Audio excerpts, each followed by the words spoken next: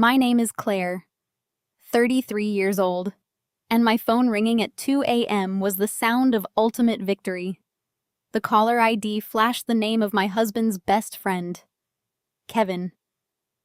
When I answered, Kevin was hyperventilating, his voice cracking with pure panic.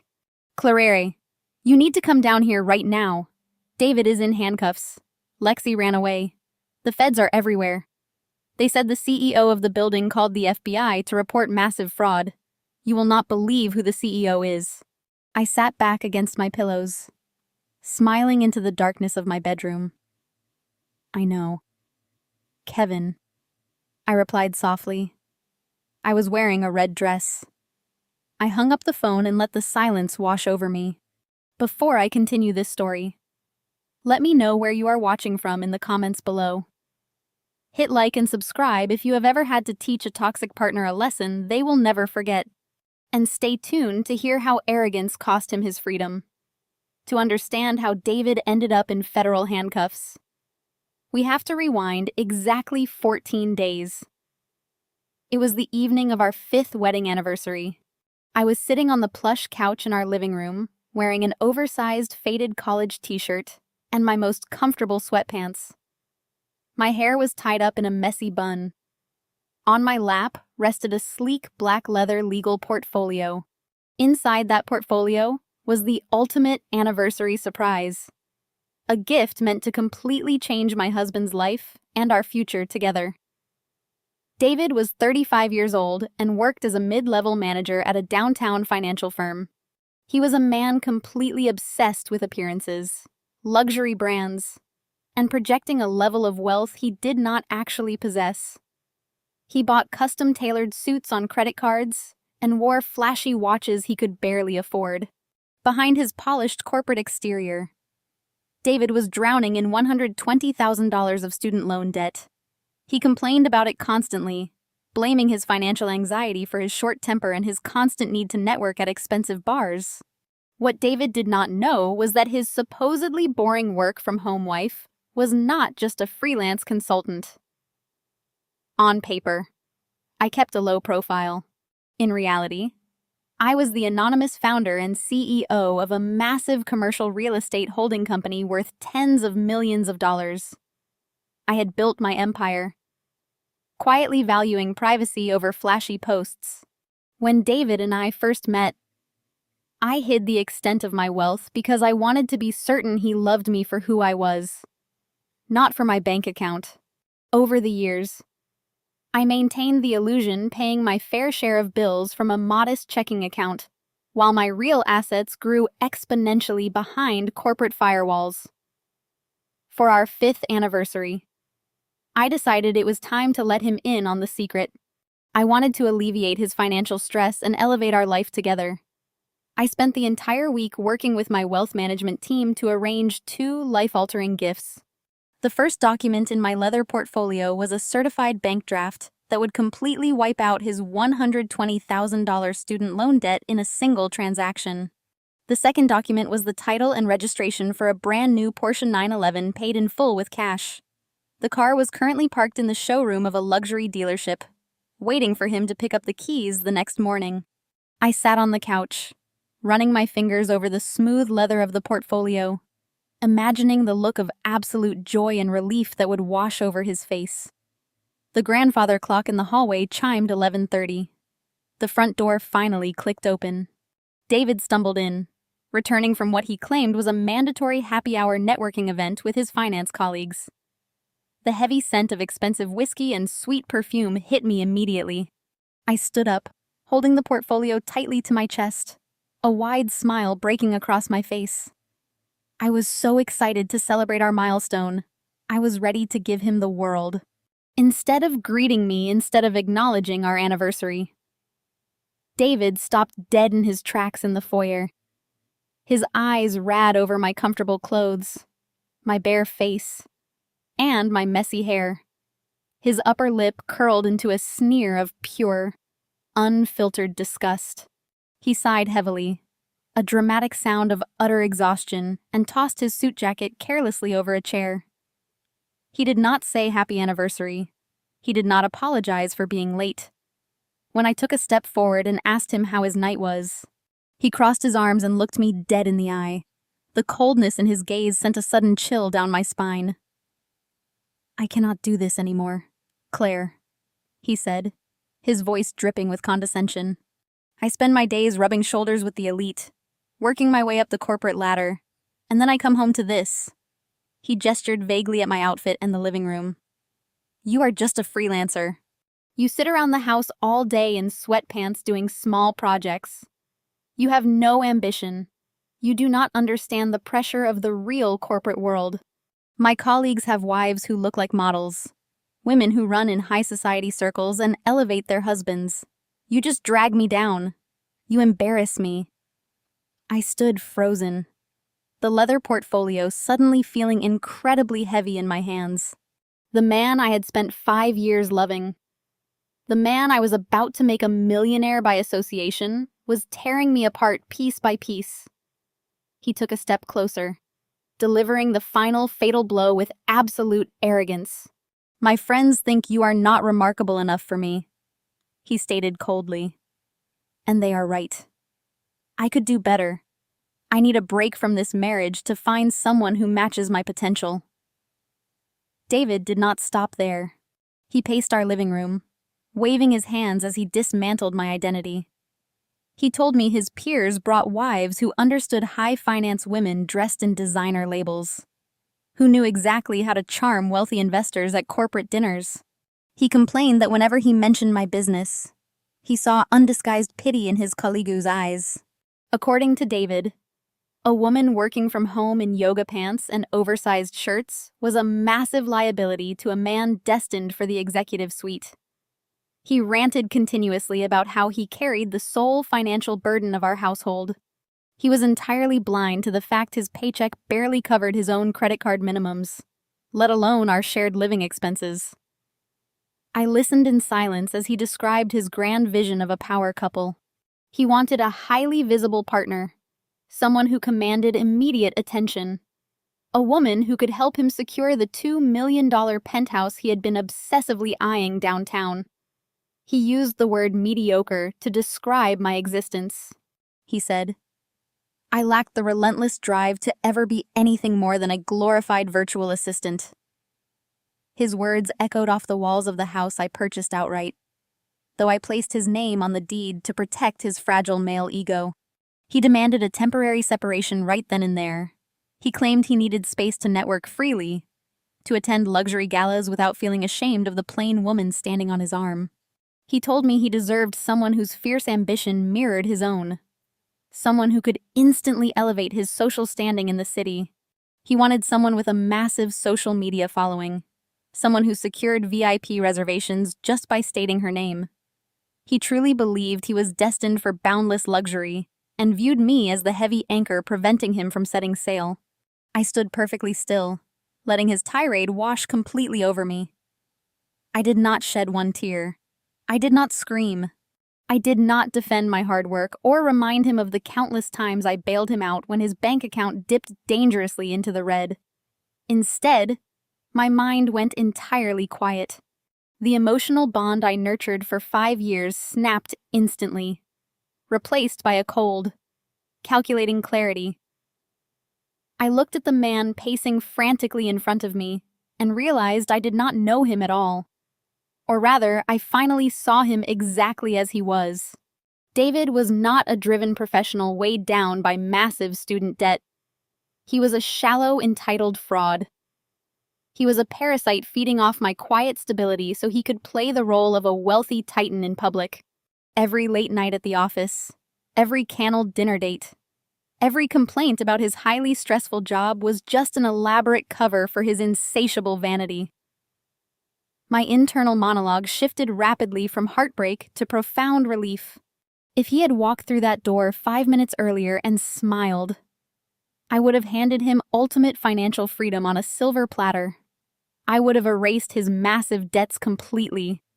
I would have handed him the keys to a luxury sports car. I would have legally bound myself to this parasite for the rest of my natural life. His cruel, arrogant timing was truly the greatest anniversary gift he could have ever given me.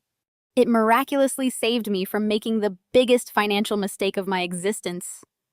I observed his flushed face, his expensive but poorly fitted suit, the way he puffed out his chest trying to look incredibly imposing.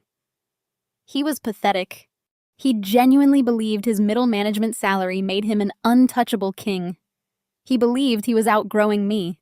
He had absolutely no idea he was standing in the presence of someone who could buy his entire firm and liquidate his department before breakfast. The realization that he was willing to throw away our marriage because I did not look like a polished trophy wife cured me of any lingering affection. He wanted a woman of high status. He wanted extreme wealth. He wanted elite power. He just completely failed to recognize that he was already married to it. David finally stopped pacing, crossing his arms and waiting for my reaction. He expected messy tears. He expected me to beg him to stay, to frantically promise I would buy better clothes, to assure him I would try much harder to fit seamlessly into his superficial world. I maintained absolute, unwavering eye contact. Slowly, I lifted the black leather portfolio I had been holding tightly against my chest. I walked deliberately over to the heavy-duty paper shredder sitting in the corner of my home office space adjacent to our living room. I flipped the power switch.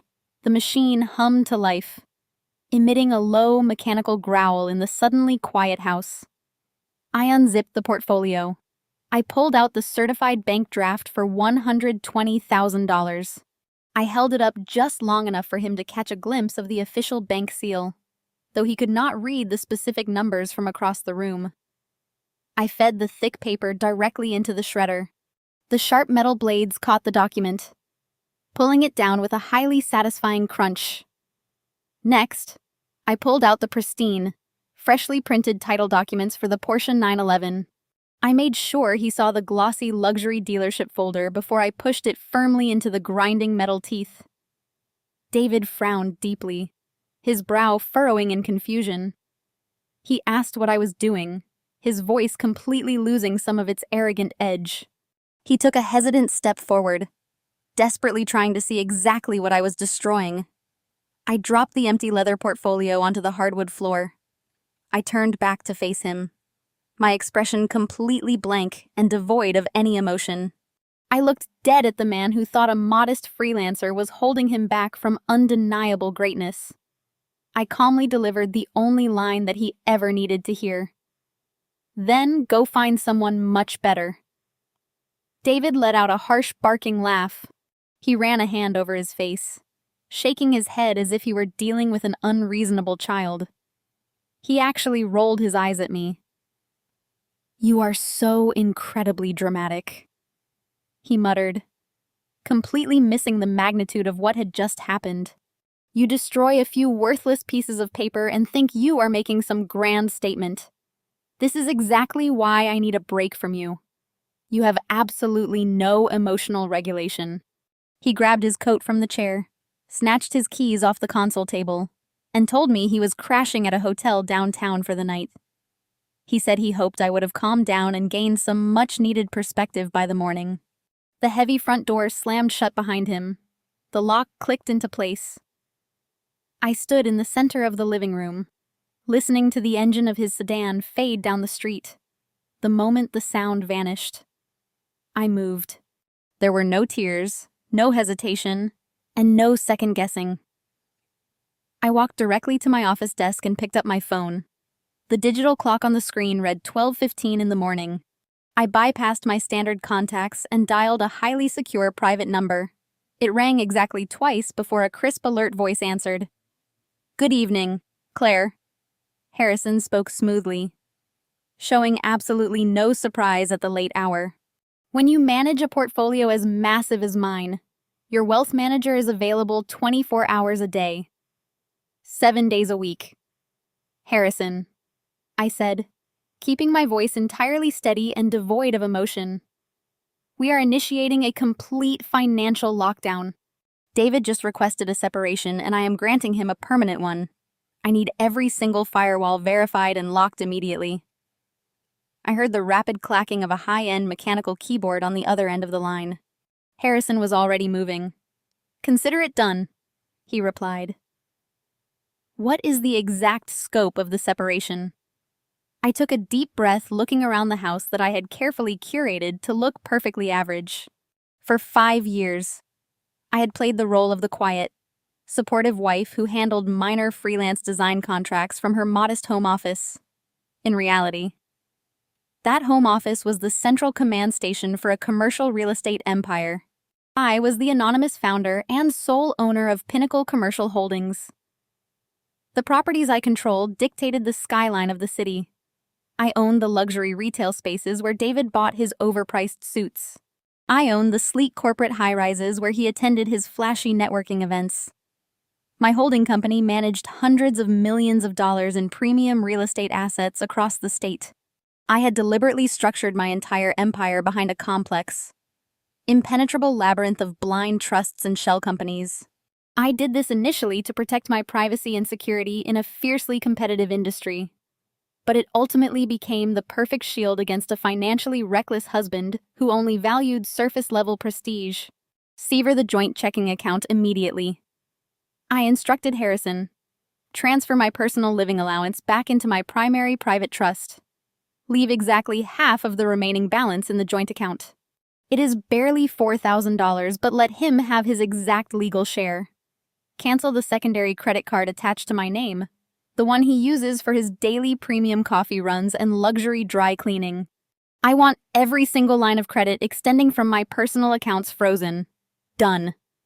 Harrison confirmed, his tone strictly professional. Your corporate assets remain completely isolated because we never filed any joint tax returns connecting your personal identity to the holding company. And because he signed that ironclad prenuptial agreement under the assumption that you only possessed a modest inheritance, he has absolutely zero legal claim to Pinnacle Commercial Holdings. He does not even know the entity exists. Ensure it stays that way. I commanded.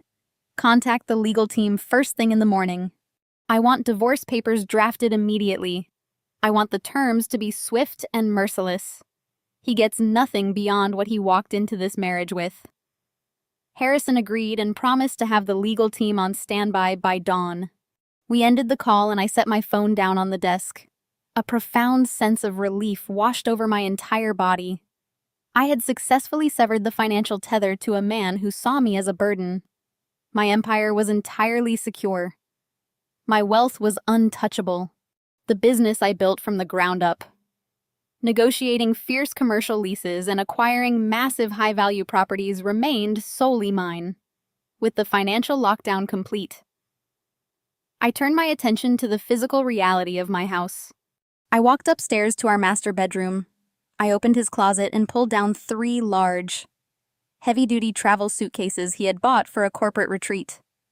I did not bother folding anything neatly. I grabbed his expensive, custom-tailored suits off their hangers and tossed them haphazardly into the luggage. I gathered his excessive collection of designer ties, his overpriced cologne, and his meticulously polished dress shoes. I dumped everything inside, forcing the zippers shut with a satisfying rip of fabric when a sleeve got caught. I carried the heavy suitcases downstairs one by one, dragging them across the hardwood floor. I unlocked the front door and pushed them roughly onto the front porch, letting them tumble down the first 2 concrete steps. I went back inside and gathered his golf clubs, his gym bags, and the framed photos of his finance friends he kept on the mantel. I piled them on top of the suitcases. The crisp night air rushed into the foyer as I looked at the pathetic pile of belongings sitting on my property. This was the sum total of the man who thought he was destined for absolute greatness. I stepped back inside, closed the heavy oak door, and slid the deadbolt securely into place. I engaged the security system, typing in my personal code. The house chirped, signaling that the perimeter was fully armed and locked down. I turned off the living room lights and walked upstairs to my bedroom. I slipped under the cool, clean sheets, feeling lighter than I had in 5 long years. David wanted someone who matched his ambition. He was about to find out exactly what happens when you underestimate the quiet woman standing right beside you. He was going to wake up tomorrow morning to a locked door, canceled cards, and a harsh reality check. And he still had absolutely no idea that he had just walked away from a multi-million-dollar fortune. I closed my eyes, a genuine smile playing on my lips, and drifted into the most peaceful sleep I had experienced since the day we met. 2 days passed in absolute tranquility. I did not receive a single text message or phone call from David, which suited me perfectly. I spent those 48 hours finalizing the legal perimeter around my corporate assets and transferring my personal funds into heavily fortified private trusts. On the morning of the second day, I was sitting at my kitchen island sipping a dark roast coffee and reviewing a commercial lease agreement on my laptop. I was wearing my favorite gray sweatpants and a plain white t-shirt. The security chime on my control panel chirped, alerting me to movement in the driveway. I pulled up the exterior camera feed on my tablet. David's sedan pulled in. He was not alone. The passenger door opened and a young woman stepped out. She looked to be about 24 years old.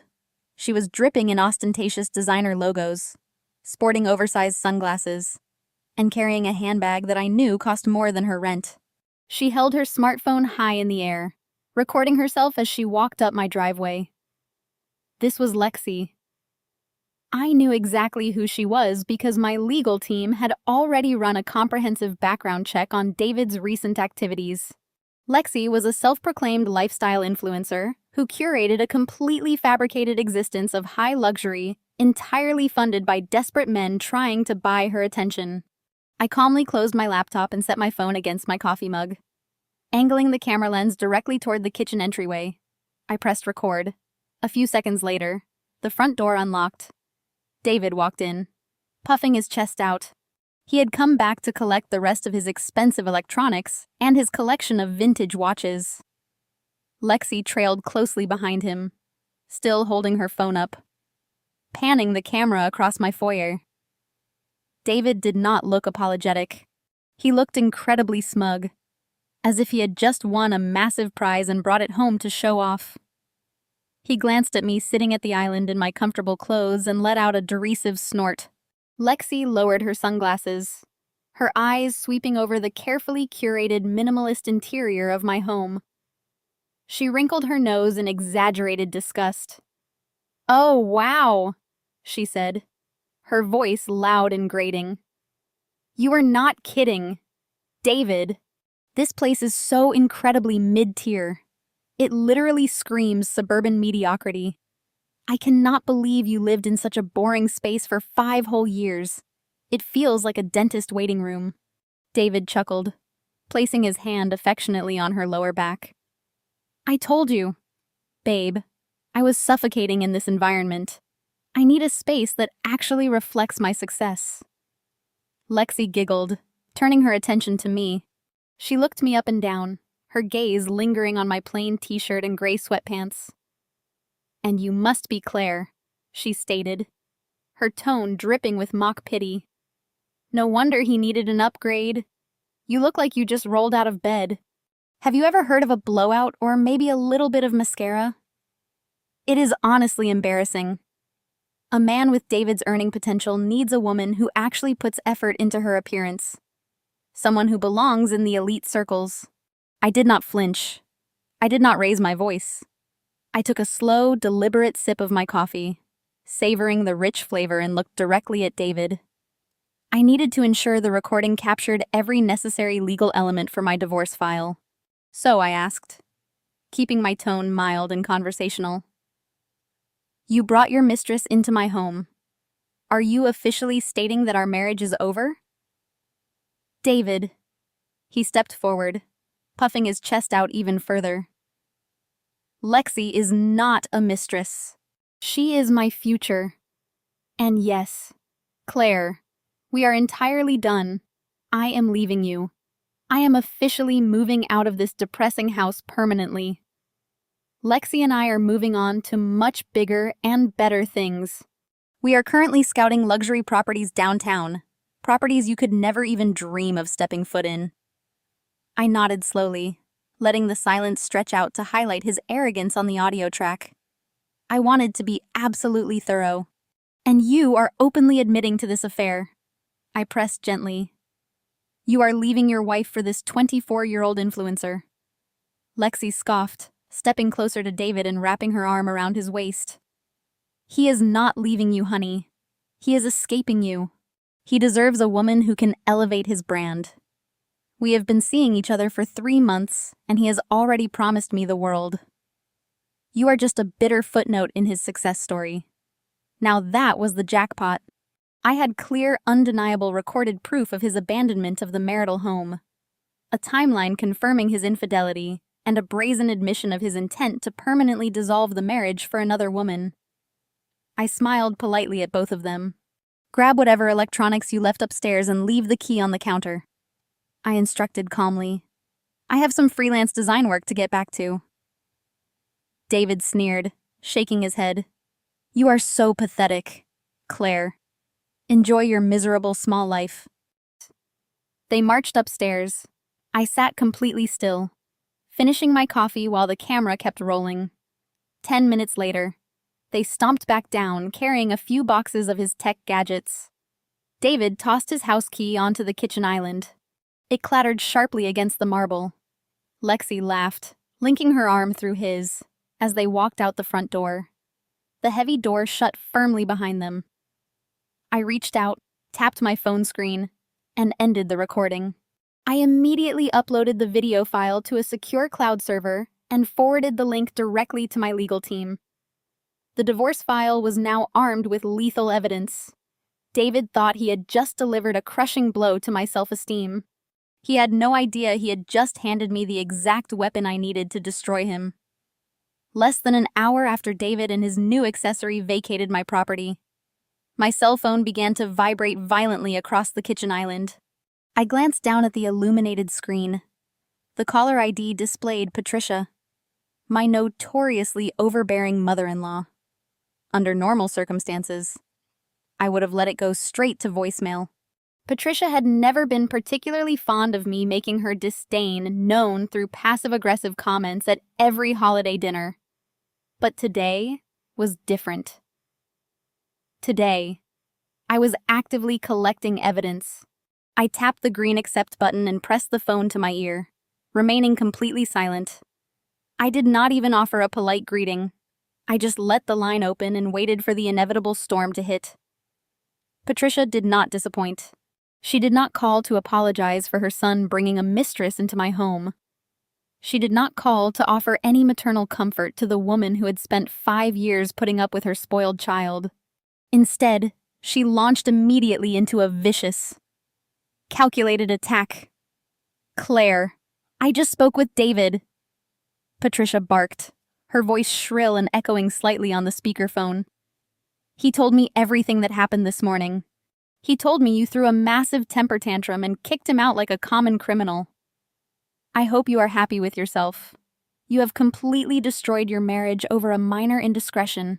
I remained entirely stoic, listening to the sheer audacity of her words. A minor indiscretion. Her son had been carrying on an affair for 3 months with a 24-year-old influencer and proudly paraded her through my foyer.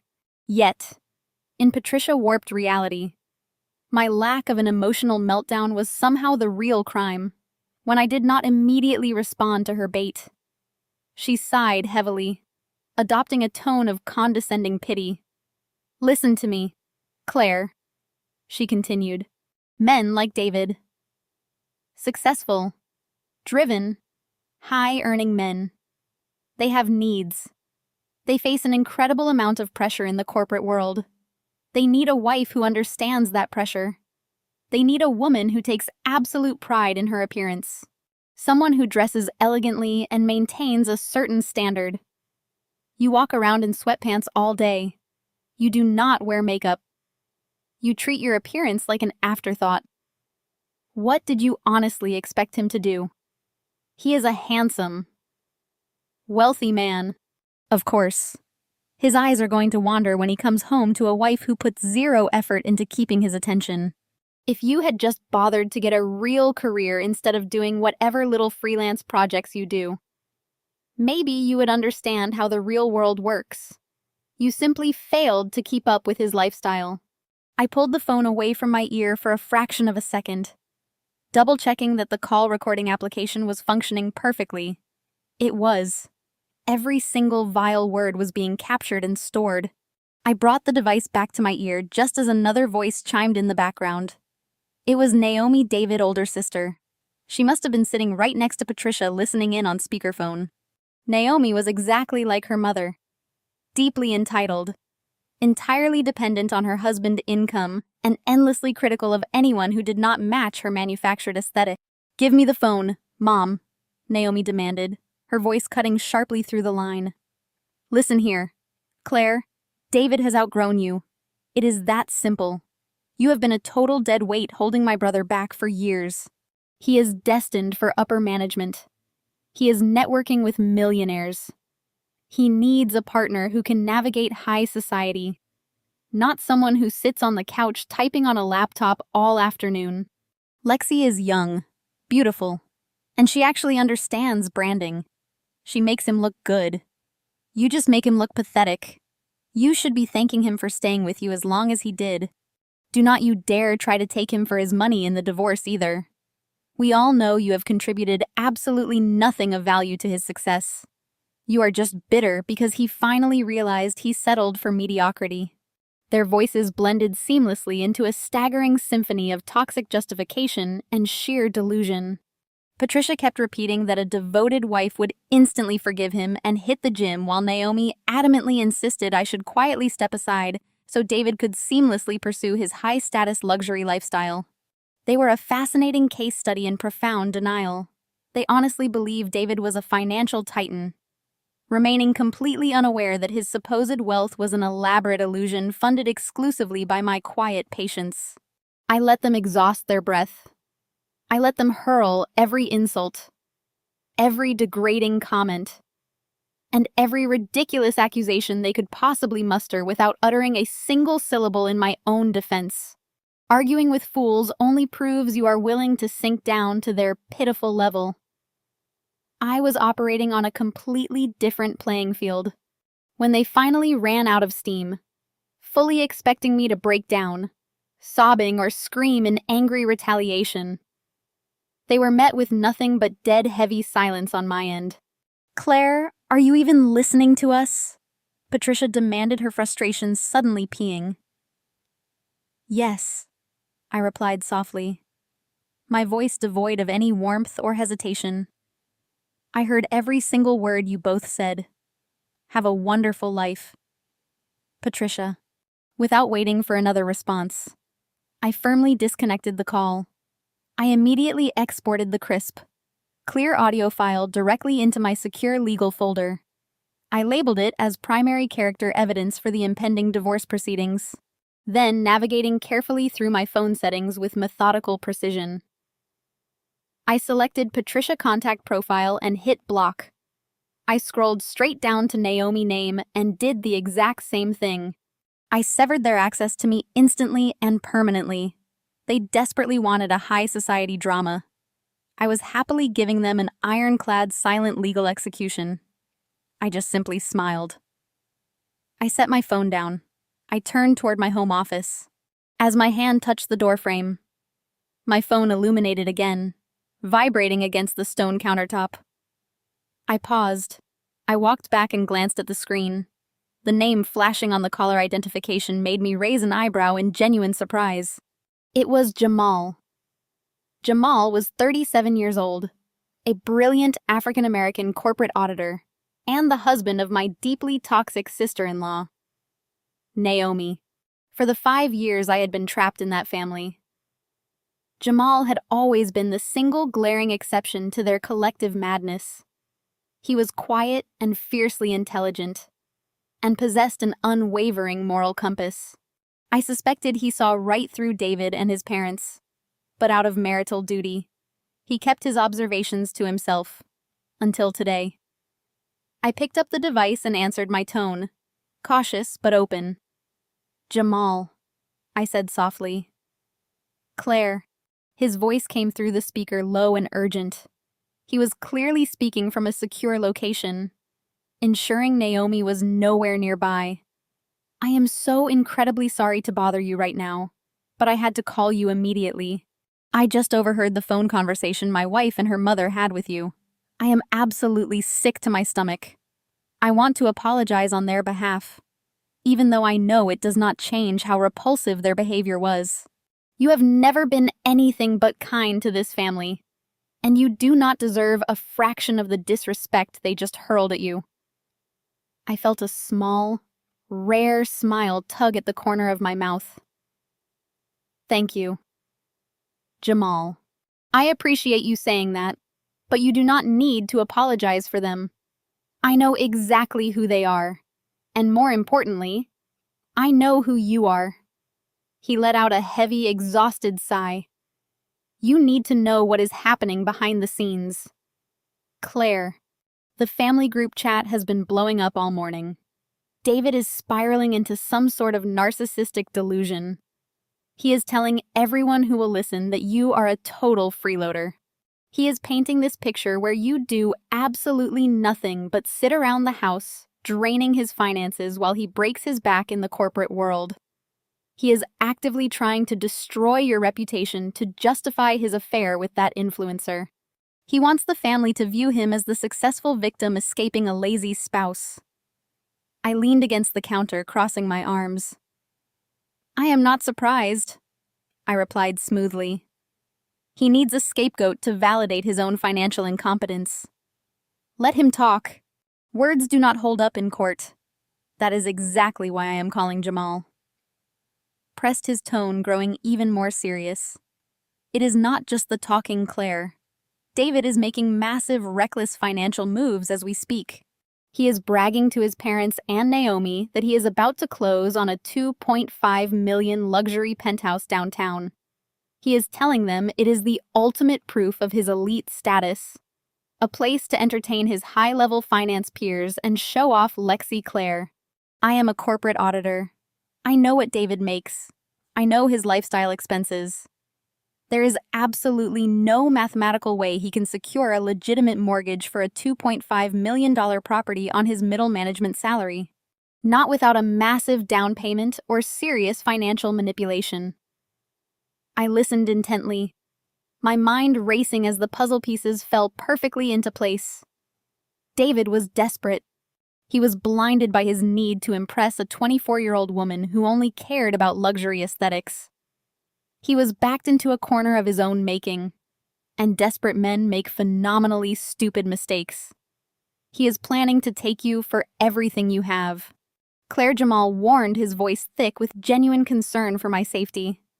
He is going to try to squeeze every single penny out of your divorce settlement to fund this ridiculous penthouse delusion. He genuinely believes you have some hidden savings he can raid, or that he can force you to sell the house and give him the equity. You need to hire a ruthless shark of a lawyer immediately. You cannot let him steamroll you. Do not let him intimidate you into giving up your home. He is coming for blood, and he has the entire family cheering him on. I absorbed his urgent warning, touched by the fact that he was risking his own marital peace to protect a woman his wife despised. Jamal was a good man trapped in a den of vipers. His professional instincts were razor sharp, but even he could not possibly comprehend the sheer magnitude of the trap David was currently sprinting toward. Jamal thought David was a threat to my modest livelihood. He had no idea David was an ant trying to steal from a dragon.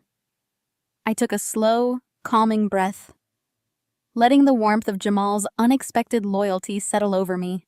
I spoke into the receiver, my voice softening with genuine gratitude, yet laced with a chilling, absolute certainty. Thank you, Jamal, I said quietly. Your warning means more to me than you know. You are the only decent person in that entire bloodline. But please do not lose a single ounce of sleep worrying about my financial safety.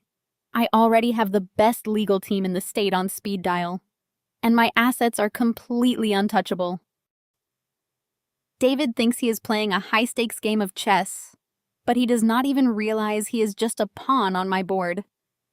Let him brag about his $2.5 million penthouse. Let him boast to Patricia and Naomi about his impending elite lifestyle. I paused, allowing a deadly icy smile to spread across my face as I envisioned the financial bloodbath that was about to unfold. "Do not worry, Jamal," I whispered softly into the phone. "He is about to walk right off a cliff." The following afternoon, the doorbell rang with sharp urgency. I checked the security feed and saw a man in a rumpled suit holding a thick manila envelope. I unlocked the front door and stepped onto the porch. "Are you Claire?" he asked, extending a clipboard and a pen.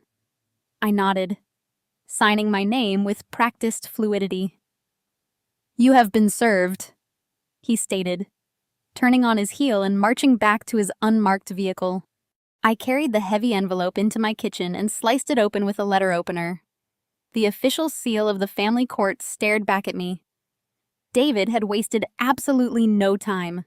He was determined to strike while he believed I was still emotionally paralyzed. I spread the thick stack of legal documents across the pristine marble island and began to read through his formal petition for the dissolution of our marriage. I expected standard boilerplate legal aggression. But what I found on those pages was nothing short of pure comedy. David had hired a discount divorce attorney known for filing aggressive but legally baseless petitions. The demands outlined in black and white ink were completely detached from reality. According to his formal declaration, David was petitioning the court for permanent spousal support. Yes, he actually had the audacity to demand alimony from me. His legal justification was a masterpiece of narcissistic delusion. He claimed that his demanding high-stress career in corporate finance required him to maintain a specific elite lifestyle, and that I, as a useless, unsupportive spouse, had consistently failed to contribute any meaningful value to his professional trajectory. The document literally stated that my lack of ambition had caused him significant emotional distress.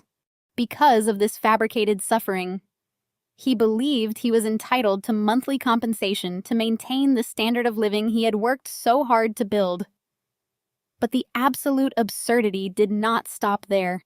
David formally demanded exclusive ownership of our marital home. He conveniently forgot that I had purchased the property entirely with cash before our wedding, and only added his name to the deed later as a gesture of marital goodwill. He demanded I vacate the premises within 30 days. Finally, he requested a court-mandated audit of my freelance bank accounts, demanding exactly 50% of what he referred to as my modest personal savings.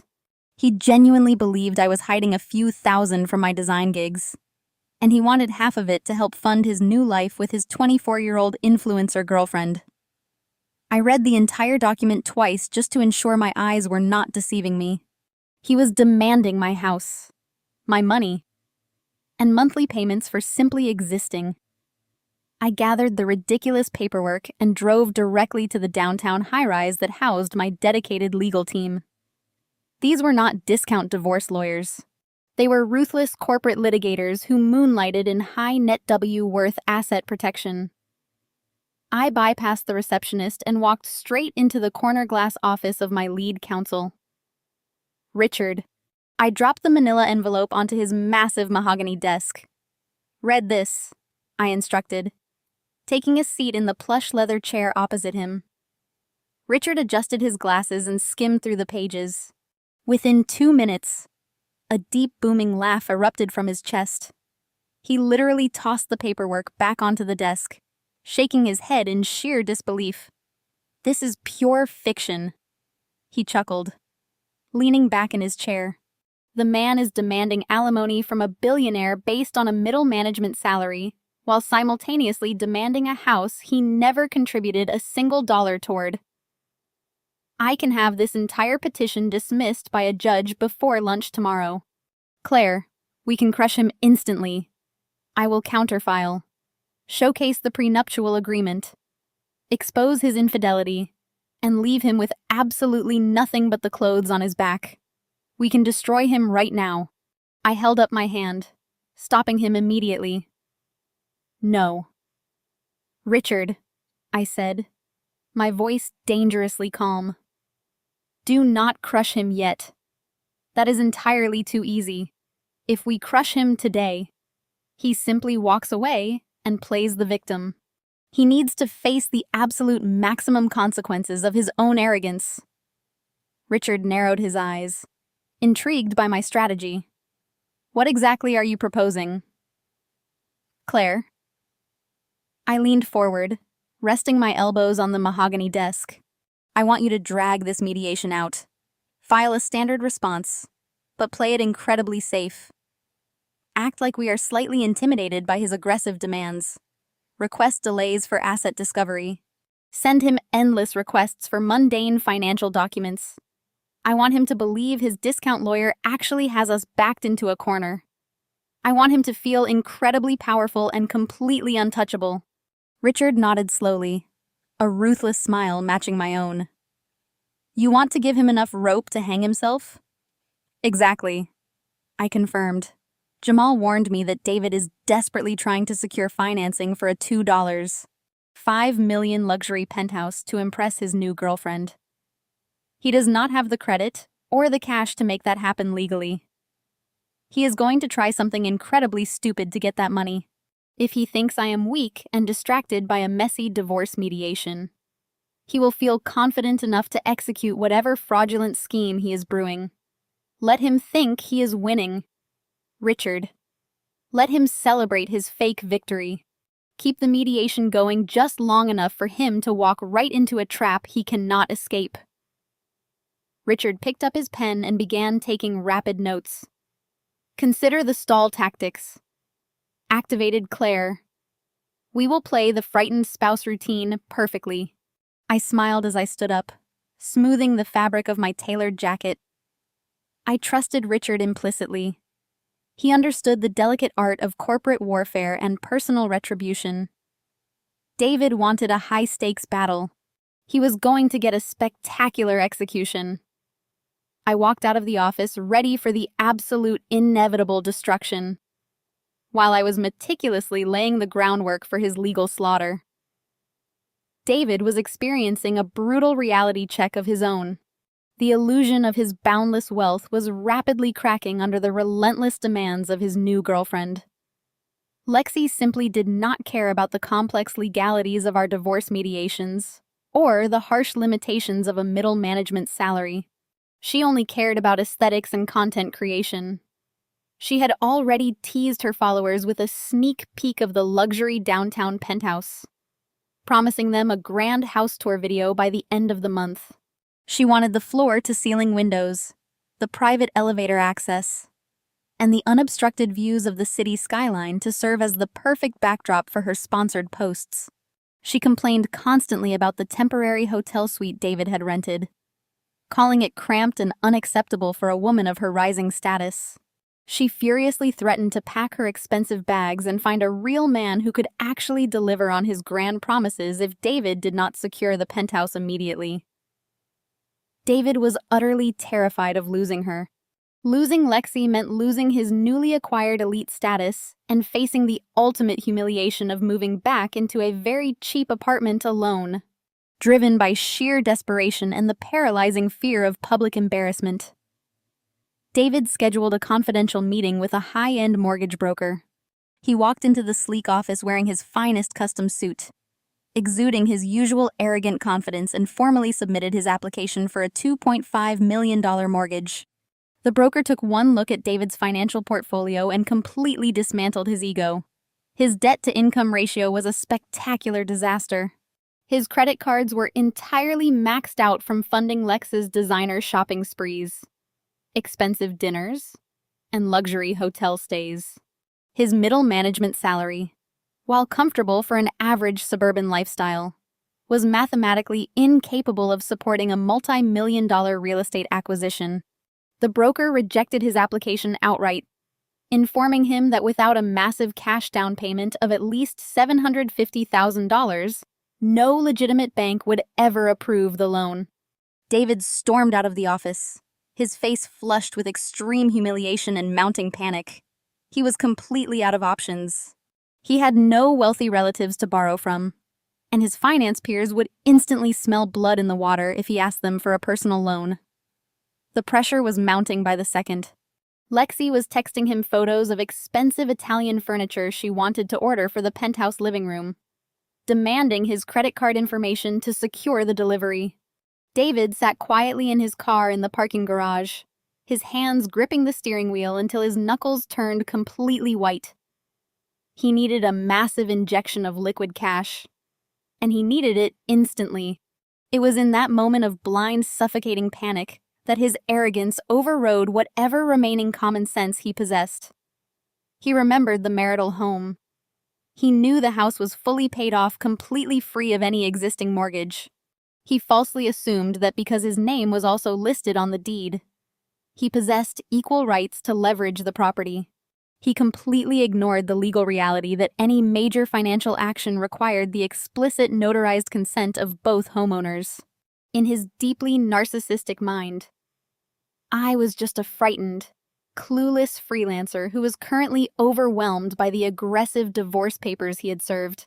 He genuinely believed I was too busy crying over the end of our marriage to ever notice a complex financial maneuver happening behind the scenes. David decided to bypass traditional banking institutions entirely and sought out an aggressive private bridge loan lender. These alternative lenders operated with far less scrutiny, prioritizing the hard asset value of the collateral over the borrower's personal credit history. They offered short-term, high-interest cash loans designed to bridge the gap during major real estate transitions. David approached them with a bold, fabricated narrative. He claimed we were happily upgrading our lifestyle, selling our paid-off suburban home to move into a luxury downtown penthouse. He offered our marital home as the sole collateral to secure a $750,000 cash bridge loan for the penthouse down payment. The private lender evaluated the pristine suburban property, confirmed its high market value, and eagerly agreed to issue the funds. There was only one final unavoidable administrative hurdle standing in David's way. The lender required a series of legal documents, including a spousal consent form and a heavily leveraged deed of trust, to be signed by both property owners. David faced a critical choice. He could ask me for permission, which he knew I would immediately deny, or he could take matters into his own hands, driven by his insatiable need to secure Lexi and maintain his fraudulent image. He chose the latter option without hesitation. He downloaded the required legal documents directly to his laptop in his hotel room. He pulled up an old tax return to meticulously study my handwriting.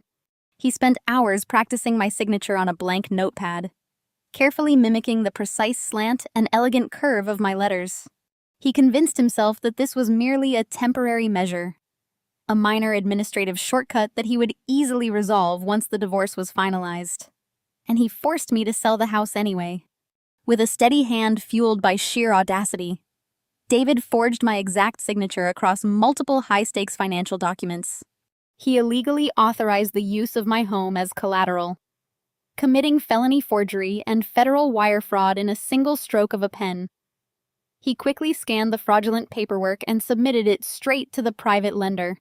He leaned back in his chair, feeling like an absolute genius. He thought he had effortlessly outsmarted the banking system, completely outsmarted his quiet wife, and successfully secured his elite future. He had absolutely no idea he had just signed his own death warrant, sealing his inevitable doom permanently, while David sat in his hotel room, reveling in his fabricated triumph. I was enjoying a remarkably peaceful Tuesday morning inside the very house he had just illegally leveraged. I was seated at my expansive glass desk in my home office, analyzing a quarterly earnings report from my commercial retail sector. The morning sun filtered through the sheer curtains, casting a warm glow across my workspace. My coffee was freshly brewed, and the quiet solitude of the house was a profound relief after 5 years of David pacing these floors and complaining about his immense, unappreciated talents. I felt completely centered and entirely focused on expanding my empire. Suddenly, a sharp, distinct chime echoed from my encrypted corporate laptop. It was not a standard email notification or a calendar reminder. It was a high-priority red flag alert, generated directly by the automated risk management software I had personally designed for Pinnacle Commercial Holdings. I immediately minimized my spreadsheets and opened the secure portal. The message was flagged urgent and originated from Victor, my chief compliance officer. Victor was a meticulous former federal investigator whom I paid an exorbitant salary to ensure my entire operation remained utterly bulletproof. If Victor was triggering a red flag alert, something was seriously wrong with an incoming transaction. I clicked the encrypted link and scanned his brief accompanying message. He informed me that an abnormally high-risk private bridge loan was attempting to clear escrow for a premium residential unit within our luxury property division. The private lender involved was notorious for aggressive, predatory lending tactics, and the collateral documentation looked highly irregular. Victor wanted my direct authorization before allowing our legal department to either approve the escrow transfer or reject the buyer entirely. I opened the attached PDF dossier and began scrolling through the transaction details. My eyes scanned the property address first. It was the Azure Tower. This specific building was the absolute crown jewel of my downtown residential portfolio. It was an ultra-exclusive high-rise designed specifically to cater to elite athletes, tech billionaires, and old money families. The unit in question was Penthouse B, a sprawling $5 million masterpiece featuring panoramic skyline views, a private glass elevator, and imported Italian marble floors. I scrolled down to the buyer information section. I stopped breathing for a fraction of a second. The name printed in bold black ink across the preliminary purchase agreement was David. I blinked, staring at the high-definition screen to ensure my eyes were not deceiving me. It was his full legal name, his exact date of birth, and his current temporary hotel address. Out of every single luxury high-rise in this massive metropolitan city, David had desperately chosen the one building that I anonymously owned. The sheer mathematical improbability of this coincidence was staggering. My husband was actively attempting to purchase a $2.5 million luxury penthouse from his own wife to house his 24-year-old mistress. A cold, predatory smile slowly spread across my face as the absolute hilarity of the situation washed over me. I took a slow sip of my coffee, my mind shifting from mild amusement to razor-sharp calculation. I needed to see exactly how a mid-level manager with maxed-out credit cards was securing a $750,000 down payment for my penthouse. I scrolled further down into the financial disclosures section of the escrow file. The funds were coming from a private bridge loan, just as Victor had warned. I checked the collateral listed to secure the heavy loan. There, staring back at me in undeniable digital print, was my own home address. It was the pristine suburban house I was currently sitting inside, the property I bought with cash years before David even bought me an engagement ring. I swiftly opened the final attachment, which contained the scanned collateral authorizations provided by the aggressive private lender. I stared at the deed of trust and the mandatory spousal consent form.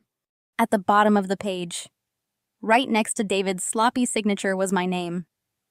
I zoomed in on the document, studying the blue ink. It was a meticulous, beautifully crafted forgery. He had captured the exact slant of my cursive, the subtle loop of my first initial, and the sharp finish of my last name. If I did not know with absolute certainty that I had never signed this document, I might have believed it was my own handwriting.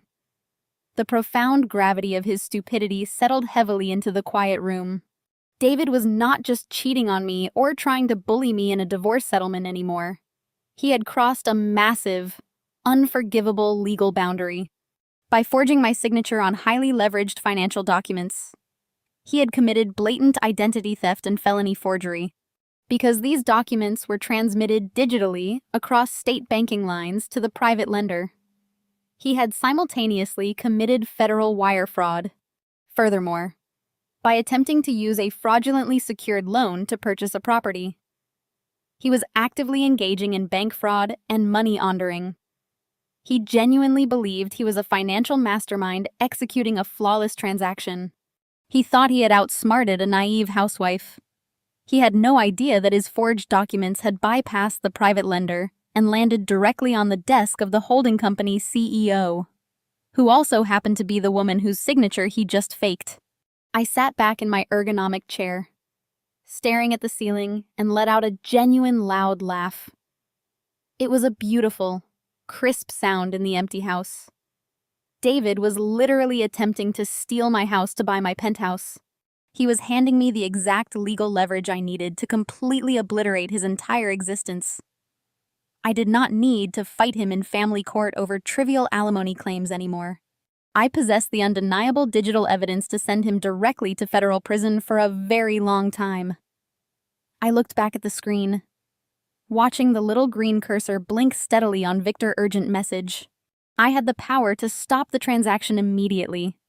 I could have Victor flag the forgery, contact the private lender, and shut the entire process down before a single dollar was transferred. But that would only result in David getting a slap on the wrist for an attempted crime. He would simply panic, claim it was a misunderstanding, and slither away to try another desperate scheme.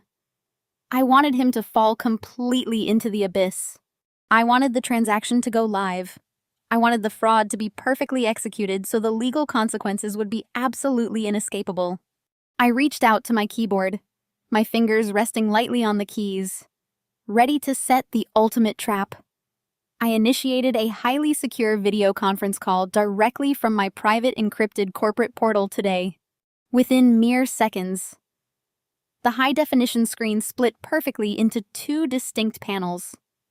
On the left sat Victor, my chief compliance officer, looking tense in his sterile corporate office. On the right appeared Richard, my lead legal counsel, who was already sipping his morning espresso and reviewing the digital file I had just forwarded to him. Both men possessed decades of experience in high-stakes corporate warfare, but the sheer audacity of the documents currently displayed on their monitors had them both visibly stunned. Victor spoke first, his voice tight with professional urgency. "Claire, we have a massive breach of protocol here. The signature on this spousal consent form is a highly sophisticated forgery. The private lender failed their due diligence by accepting this without secondary verification. We are legally obligated to halt this process immediately. I have the authorities on standby.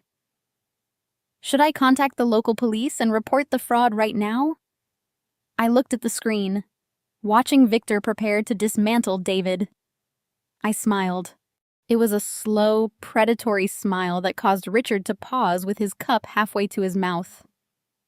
"No," I said, my voice dropping to a calm, chilling register. "Do not call the police. I want you to approve the preliminary loan." Victor blinked, his professional composure slipping for a fraction of a second. He leaned closer to his webcam, thinking he had misheard my instructions. "Claire, if we approve this preliminary loan, we are technically allowing a fraudulent transaction to proceed through our own corporate pipeline. He is committing a federal crime using your personal residence as stolen collateral. We cannot simply let this happen." Richard set his cup down, his eyes narrowing as he studied my expression. He knows me better than anyone else on my payroll. He recognized the exact look on my face. He knew I was not letting David escape. I was building a cage. "What is the play?" Claire Richard asked, leaning back. "You do not let a rat crawl into the pantry unless you have set the spring on the trap." "Exactly," I confirmed. "If we call the police today, David gets arrested for attempted fraud. His discount lawyer will argue that he panicked, that he intended to tell me about the loan, that it was a massive misunderstanding. He might negotiate a plea deal. He might get a slap on the wrist. I am not interested in giving him a minor scare. I want the crime to be fully executed. I want the ink to dry. I want the funds to clear the lender and land directly inside our escrow account. Once the money crosses state lines and the fraudulent deed is officially recorded, the federal crime is undeniable. He cannot claim it was a mistake once he takes possession of the keys. Victor exhaled slowly, finally understanding the sheer magnitude of my strategy. It is incredibly risky, he warned. But if you want to let him complete the transaction, we need an ironclad failsafe. We need a mechanism to instantly obliterate his position the second the fraud is officially recognized by our holding company. That is exactly why I have you. Richard, I replied, shifting my gaze to my lead counsel. I want you to draft an aggressive, immediate clawback and fraud acceleration clause. I want it buried so deep inside the closing paperwork that his discount lawyer will never even bother to read it. Richard smiled, a wicked gleam appearing in his eyes. He grabbed a legal pad and a gold fountain pen. Define the parameters for me. Claire, how much blood are we drawing from this stone, every single drop I commanded? I want the clause to explicitly state that if any fraudulent documentation, forged signatures, or illegal collateral is discovered at any point during the transaction, the holding company retains the absolute right to trigger an immediate acceleration of the debt. It must stipulate that upon discovery of fraud, the holding company can instantly seize the purchased asset, meaning the penthouse, without any standard eviction delays. Furthermore, the clause must grant us the legal authority to instantly freeze all buyer financial accounts connected to the transaction pending a full federal investigation. Richard wrote furiously, his pen scratching loudly against the paper. So, if I am understanding this correctly, he summarized, looking up. The moment we activate this clause, we legally seize the penthouse back, because the bridge loan funds are already transferred. We retain those funds as penalty damages. The private lender will then realize their collateral, meaning your house is invalid because the signature was forged. They will immediately pursue David for the missing $750,000, but his bank accounts will be completely frozen by our clause. Yes, I confirmed. He will have no house. He will have no money. He will have a furious lender hunting him down for nearly $1 million. And he will be standing in the middle of a federal wire fraud investigation with absolutely zero resources to hire a defense attorney. Victor shook his head in sheer disbelief. It is brilliant. It is a completely legal corporate execution. I will ensure the compliance team approves the preliminary loan by noon today. We will greenlight the escrow process and authorize the final closing date for next Friday. Excellent, I said, my voice filled with dark satisfaction. Make sure the closing documents are thick, confusing, and utterly exhausting to read. David is arrogant and impatient. He will sign anything put in front of him just to get the keys and impress his new girlfriend. Let him have his moment of glory. Let him think he has won. The higher he climbs, the harder he is going to fall. I ended the video call and closed my laptop, feeling a profound sense of anticipation. The trap was officially set, and the countdown to his absolute destruction had begun, across town. David was pacing the floor of his cramped temporary hotel suite when his phone vibrated loudly on the glass coffee table. He lunged for it, nearly knocking over an empty coffee cup. The notification on his screen displayed an incoming email from the private lending agency. His heart hammered aggressively against his ribs as he swiped to open the message. The bold green letters at the top of the document declared preliminary approval granted. The escrow transfer had been officially authorized, and the final closing documents were being prepared for his signature by the end of the week. David let out a triumphant shout, pumping his fist into the air.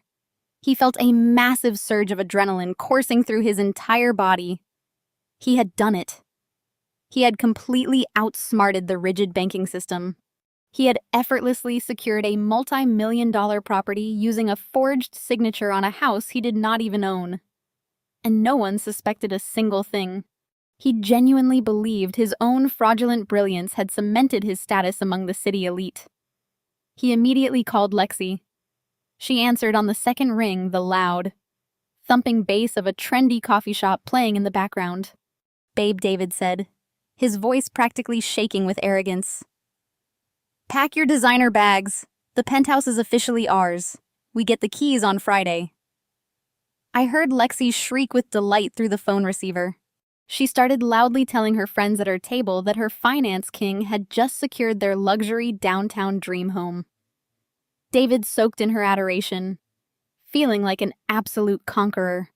He promised to take her out to the most expensive steakhouse in the city that night to celebrate their massive upgrade in lifestyle. He hung up the phone, feeling completely untouchable. Fueled by his fabricated success and a deep-seated need to inflict maximum emotional damage, David opened his text message thread with me. He wanted to make sure I knew exactly how fast he was leaving me behind. He wanted to twist the knife, reminding me of my supposed inferiority. He typed out a vicious mocking message, his thumbs flying rapidly across the screen. Hey, Claire. Just wanted to give you a heads up that I am officially moving into a $2.5 million penthouse downtown this Friday. Lexi and I are upgrading to a lifestyle you could not even comprehend. It feels amazing to finally be with a woman who matches my ambition and belongs in the elite circles. I hope you enjoy rotting in that mediocre suburban house while I build my empire.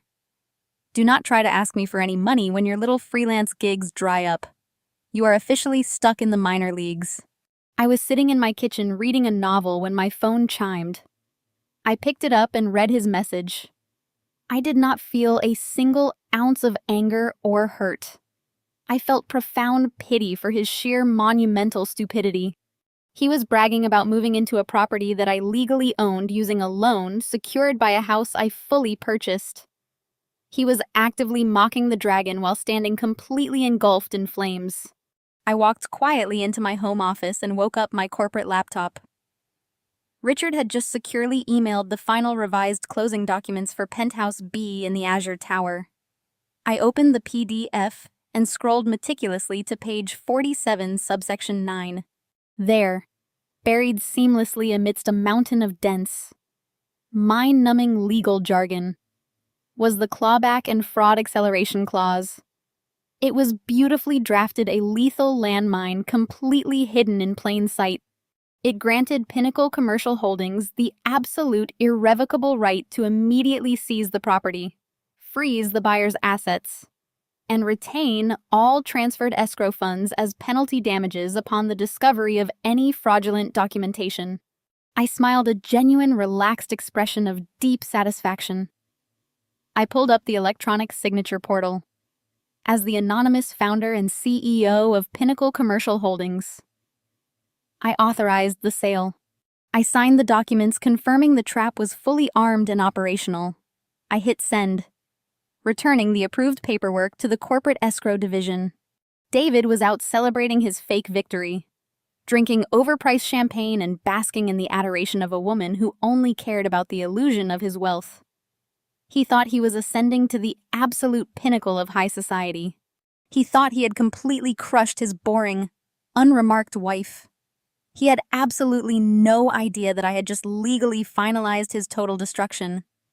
I closed my laptop, the soft click of the screen shutting, mirroring the finality of my actions. I walked upstairs, changed into fresh, comfortable pajamas, and settled into bed. My mind was completely clear. There was no lingering anxiety about the divorce, no sorrow over the end of the marriage. The emotional severing was entirely complete. I pulled the heavy duvet over my shoulders, listening to the quiet, secure hum of the house that belonged entirely to me.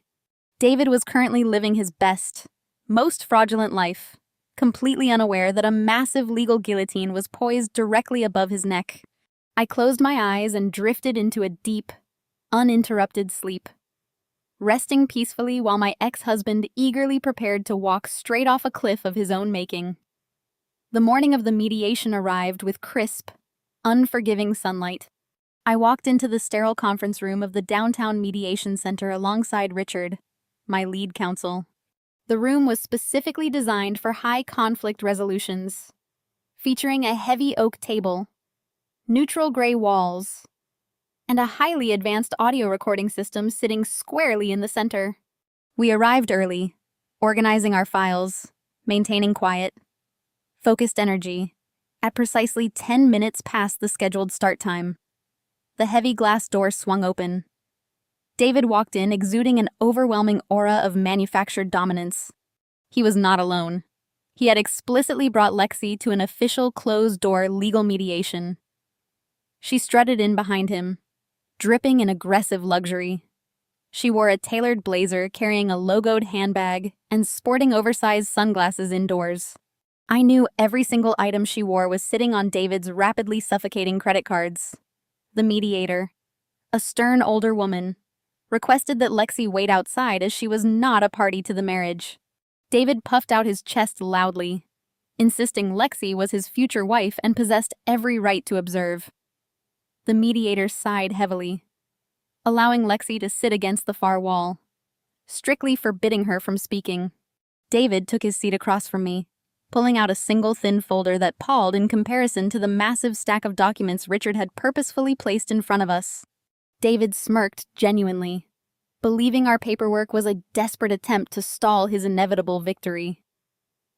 The mediator initiated the session, stating the date and time before pressing the bright red button on the digital recording device. The little red light illuminated, confirming that every single word spoken in this room was now sworn legal testimony, subject to penalty of perjury. David did not waste a single second. The moment the mediator asked for opening statements regarding the division of assets, David launched into a vicious, unprovoked monologue. He ignored the legal structure, choosing instead to utilize the official platform to aggressively berate me. He leaned over the table, pointing a manicured finger in my direction. He loudly declared I had been a financial and emotional parasite for 5 entire years. He painted himself as a high-powered financial titan who had been violently held back by a lazy, uninspired spouse. He stared directly at the recording device, stating, I contributed absolutely nothing to the marital estate. Lexi sat in the background, crossing her legs and smiling smugly as David publicly humiliated me. I maintained absolute total silence. I did not defend myself. I did not flinch. I sat perfectly still, allowing his towering arrogance to dictate the entire narrative. He became increasingly emboldened by my lack of resistance. His voice grew louder, his gestures more expansive. He decided it was the perfect moment to officially introduce his fabricated wealth into the legal record. He arrogantly announced that he was moving on to a vastly superior life. He boasted that he was currently closing on a $2.5 million luxury penthouse in the most exclusive high-rise downtown. He described the panoramic skyline views, the imported marble floors, and the private elevator access. He looked at me with pure, unadulterated contempt and stated that he was finally acquiring the elite assets he rightfully deserved, and that I had absolutely zero right to claim a single penny of his impending massive fortune.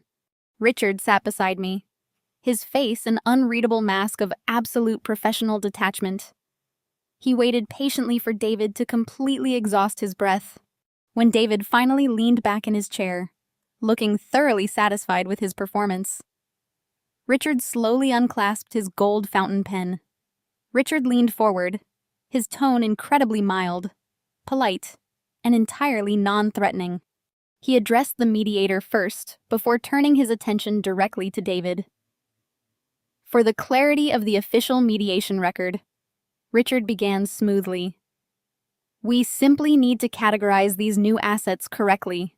My client wishes to ensure a clean, fair separation of all property. Regarding this $2.5 million penthouse you are currently acquiring, we must confirm the financial origins. Have you utilized any marital funds, shared savings, or joint collateral to secure the financing for this new luxury property? David let out a harsh, dismissive laugh. He looked at Richard as if the seasoned corporate litigator was a complete idiot. Absolutely not. David sneered, his voice echoing clearly toward the microphone. I would never use a single dollar connected to her. I am securing this property entirely on my own merit and my own financial standing. Richard paused, letting the silence stretch for 3 deliberate seconds. He needed the trap to be perfectly sealed, so just to be absolutely certain for the sworn legal record. Richard pressed his voice, remaining dangerously calm and polite. You are stating under penalty of perjury that you secured the financing for this multi-million-dollar penthouse entirely independently and completely legally without leveraging any marital assets whatsoever. The room felt completely still. I watched David puff out his chest, glancing quickly at Lexi, who was nodding encouragingly from the corner. His ego was totally blinding him to the razor-sharp legal snare closing tightly around his neck. Yes, David declared loudly and clearly, his voice ringing with absolute supreme arrogance. I secured the financing independently and legally. I did it entirely on my own. Richard slowly clicked his gold pen shut. The sharp metallic sound signaled the exact moment the trap snapped, Richard said, offering a polite, empty smile. That is all we needed to know. I looked across the table at the man who thought he had just conquered the world. David had just officially committed felony perjury on a sworn legal recording while simultaneously executing federal wire fraud. He had handed me the final weapon to orchestrate his total absolute destruction. The checkmate was officially locked in, and he had no idea he was already a dead man walking. Following the mediation, David and Lexi convinced they had outsmarted me, and the legal system decided to celebrate their fabricated victory publicly. They took to social media with a vengeance. Sitting in my home office, my phone buzzed with an alert from a burner account I created to monitor their digital footprint. Lexi had just uploaded a massive 10-minute video to her main page. The thumbnail featured her standing in an expansive sun-drenched room wearing a designer dress and holding luxury champagne. The caption read, "Empty house tour with my finance king," tagging David's newly public profile. I clicked on the video, watching with deep, morbid fascination, as my soon-to-be ex-husband and his 24-year-old mistress paraded through a property that my holding company legally owned. Lexi spun the camera, capturing towering floor-to-ceiling windows overlooking the downtown financial district. She shrieked with manufactured delight, loudly showing off the imported Italian marble countertops in the gourmet kitchen, running her manicured hands over the custom brass fixtures. She bragged to her followers about the elite lifestyle her incredible man provided. David stepped into the frame, wrapping his arms around her waist and kissing her cheek. He wore a smug, self-satisfied grin, looking directly into the camera lens as if he were the undisputed master of the universe. He actually had the audacity to boast about the private glass elevator and the exclusive rooftop terrace, claiming he secured the absolute best unit in the entire building because he only accepts perfection. The sheer irony of the video was almost too delicious to bear. I watched them point out the high-end architectural details, the precise details I had personally approved during the final construction phase of the Azure Tower 2 years ago. Lexi twirled in the center of the massive master suite, declaring it the perfect sanctuary for a true power couple. She repeatedly referred to David as her brilliant investor, claiming his massive success in the corporate finance world made this dream home a reality. She had absolutely no idea that her finance king was completely broke, drowning in credit card debt and currently executing federal wire fraud just to stand inside a room that belonged exclusively to the woman he was trying to discard. The digital circus did not stop with the video itself. The comment section rapidly devolved into a toxic echo chamber of family validation. I scrolled down the screen and immediately spotted the glowing endorsements from my soon-to-be former in-laws. Patricia was the first to comment, pinning a lengthy paragraph at the top of the feed.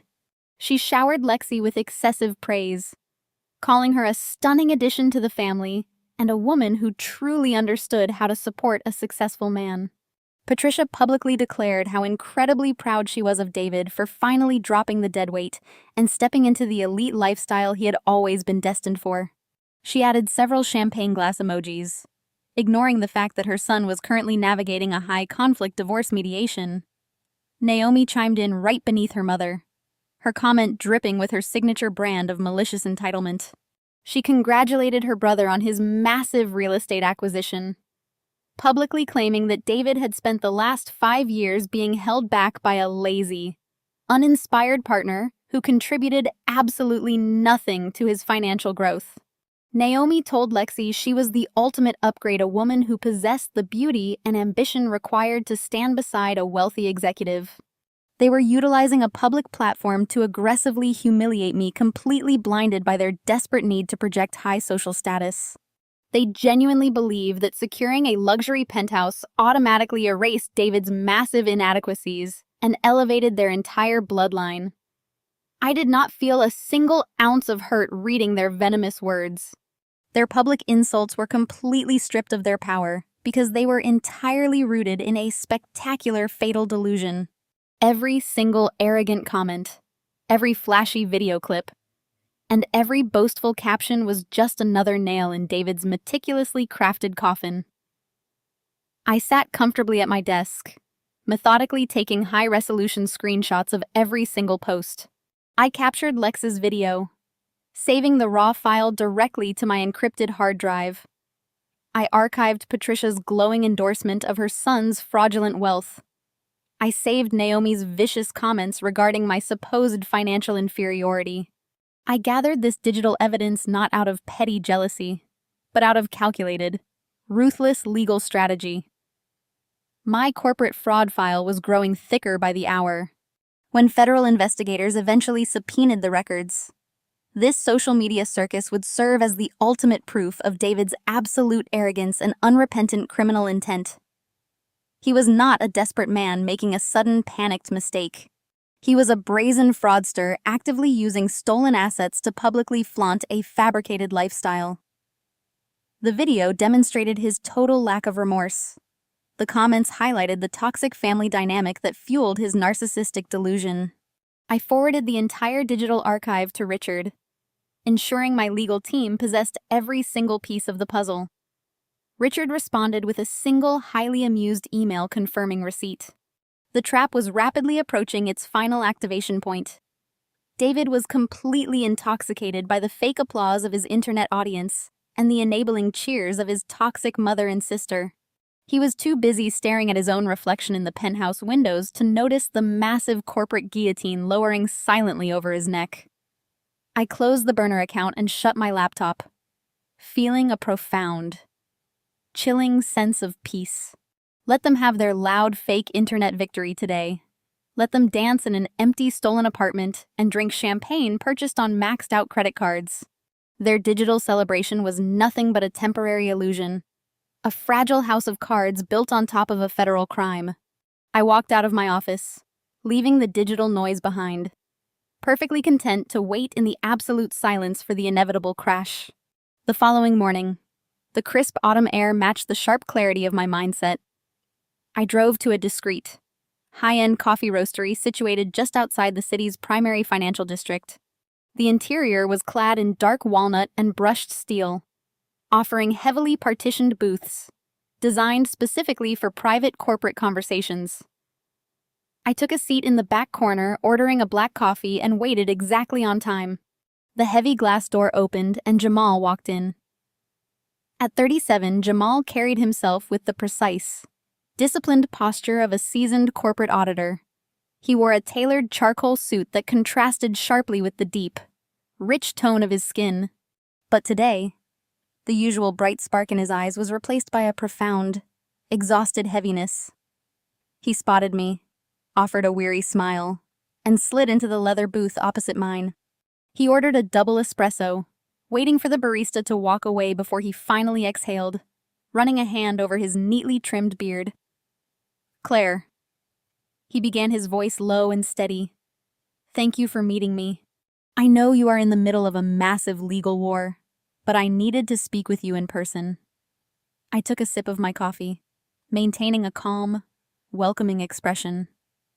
"You are the only member of that family I would ever share a table with, Jamal. Tell me what is going on." He leaned forward, folding his hands on the table. "They are not my family anymore." "Claire, I filed for divorce from Naomi first thing this morning. I served her the papers before I left the house." I set my mug down, genuinely surprised but entirely supportive. Jamal had spent years trying to be the voice of reason within a bloodline of rampant narcissists. He was a man of deep integrity, and I always knew their toxic entitlement would eventually break his extraordinary patience. The social media circus yesterday was my absolute breaking point, he explained, disgusting every single word. Watching my wife publicly applaud her brother for abandoning his marriage. Watching her actively participate in the humiliation of a woman who has been nothing but kind to her. It made me physically sick. Naomi has always been entitled, but cheering on David's blatant financial recklessness and cruelty crossed a line I can never uncross. I refuse to have my name, my reputation, or my future tied to a family that celebrates absolute moral bankruptcy. I listened quietly as he detailed the brutal confrontation he had with Naomi, when he called out David's financial impossibility regarding the penthouse. Naomi had screamed at him, accusing Jamal of being jealous of her brother's elite success. Jamal, a man who audited Fortune 500 companies for a living, had simply packed a bag, handed her the legal dissolution paperwork, and walked out the door. He was entirely done carrying the dead weight of her delusions. "I am stepping away clean," Jamal said, his posture straightening with renewed resolve. "I am liquidating my half of our joint assets and relocating.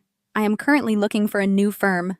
I just wanted to look you in the eye, Claire, and tell you that I see exactly what they are doing to you, and I am entirely on your side." I looked at this brilliant, principled man who had just blown up his own comfortable life simply because he refused to compromise his core values. He possessed the exact kind of ruthless ethical clarity I required in my inner circle. I reached into my designer handbag, which I had deliberately brought today instead of my usual casual tote. I pulled out a heavy matte black business card with embossed silver lettering. I slid it slowly across the polished walnut table. Jamal frowned, looking down at the card. It read, Pinnacle Commercial Holdings, followed by my name and the title, Chief Executive Officer. He stared at the card for a long, heavy moment. He blinked, reading the silver letters again. He looked up at me, his brow furrowed in utter confusion. "Claire." He started, his voice hesitant. "Pinnacle Holdings owns half the commercial real estate in this city. They own the Azure Tower." "I know," I replied, my voice dropping to a smooth, icy register. "I built the company 5 years ago. I am the sole anonymous founder. David thinks I am a mediocre freelancer typing away in sweatpants. He has absolutely no idea that the $2.5 million penthouse he is desperately trying to finance is located inside a building I personally own." Jamal sat frozen.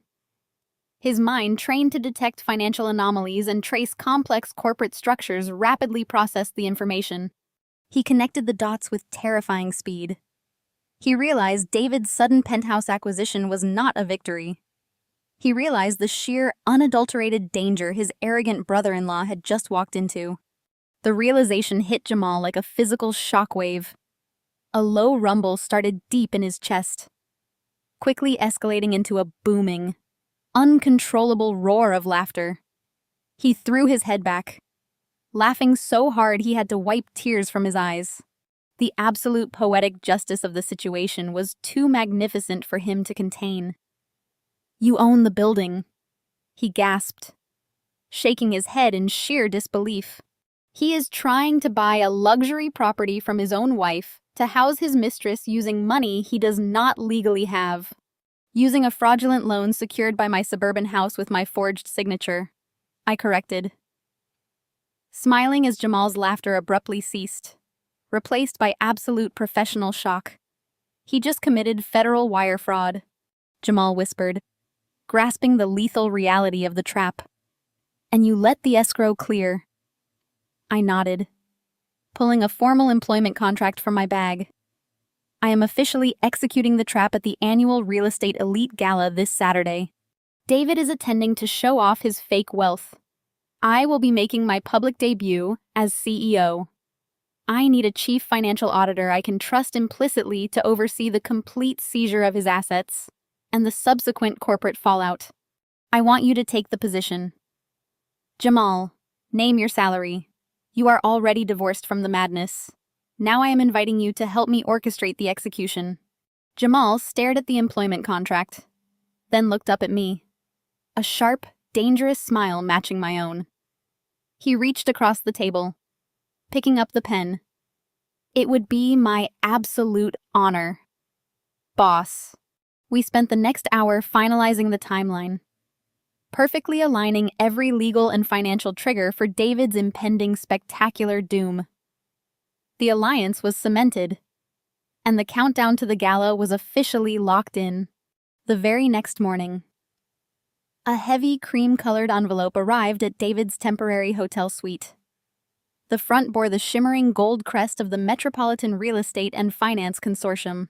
This was the highly coveted invitation to the annual Autumn Gala, an ultra-exclusive event reserved strictly for the city elite. David had spent his entire mediocre career desperately trying to secure a seat at this specific table. In previous years, his firm had only allowed senior partners to attend, now holding the physical invitation with his own name printed in elegant calligraphy.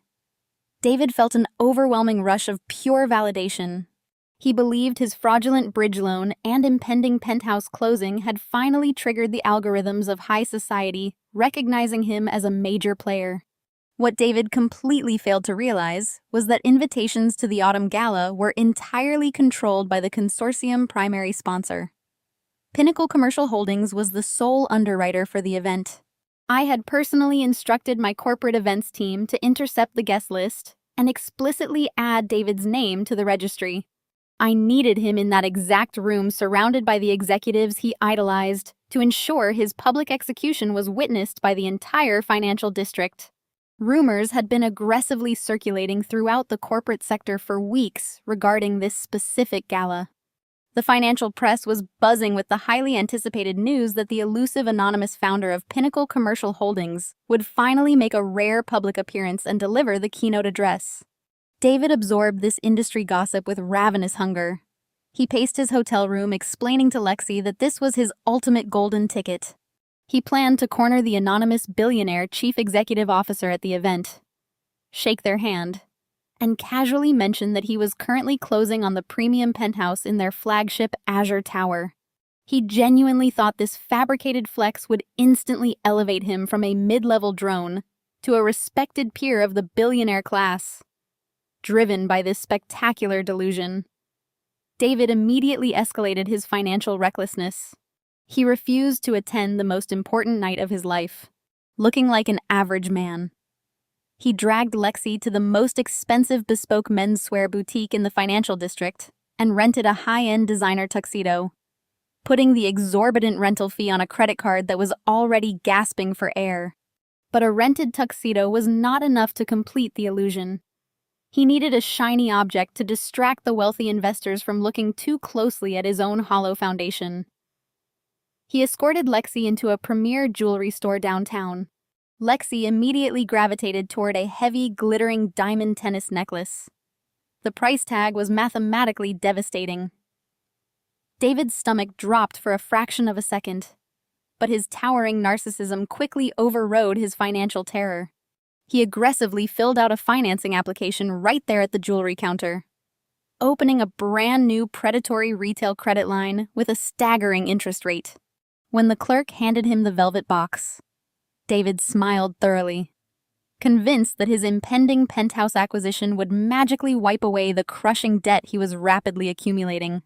Lexi immediately fastened the diamonds around her neck, pulling out her phone to capture the moment for her thousands of followers.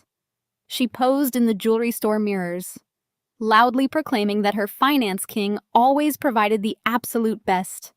David stood behind her, adjusting his cuffs, entirely intoxicated by the fake applause of her digital audience. He was spending imaginary money to impress a shallow woman, completely blind to the fact that his entire financial existence was about to be legally annihilated. A few hours before the gala, David met his closest friend Kevin for a quick drink at a high-end whiskey bar near the hotel. Kevin was a standard corporate finance broker. But unlike David, Kevin possessed a basic understanding of mathematics and a shred of ethical caution. Kevin sipped his drink, staring at David with deep, unmistakable skepticism. He listened as David bragged loudly about the penthouse, the bridge loan, and the diamond necklace. David, Kevin finally said, setting his glass down heavily on the marble counter. I know exactly what our firm pays us. I know your bonus structure. There is absolutely no viable way you are closing on a $2.5 million property without drowning yourself in massive high-risk debt. What exactly are you doing? Are you leveraging Clare House? Because if you are, that is financial suicide.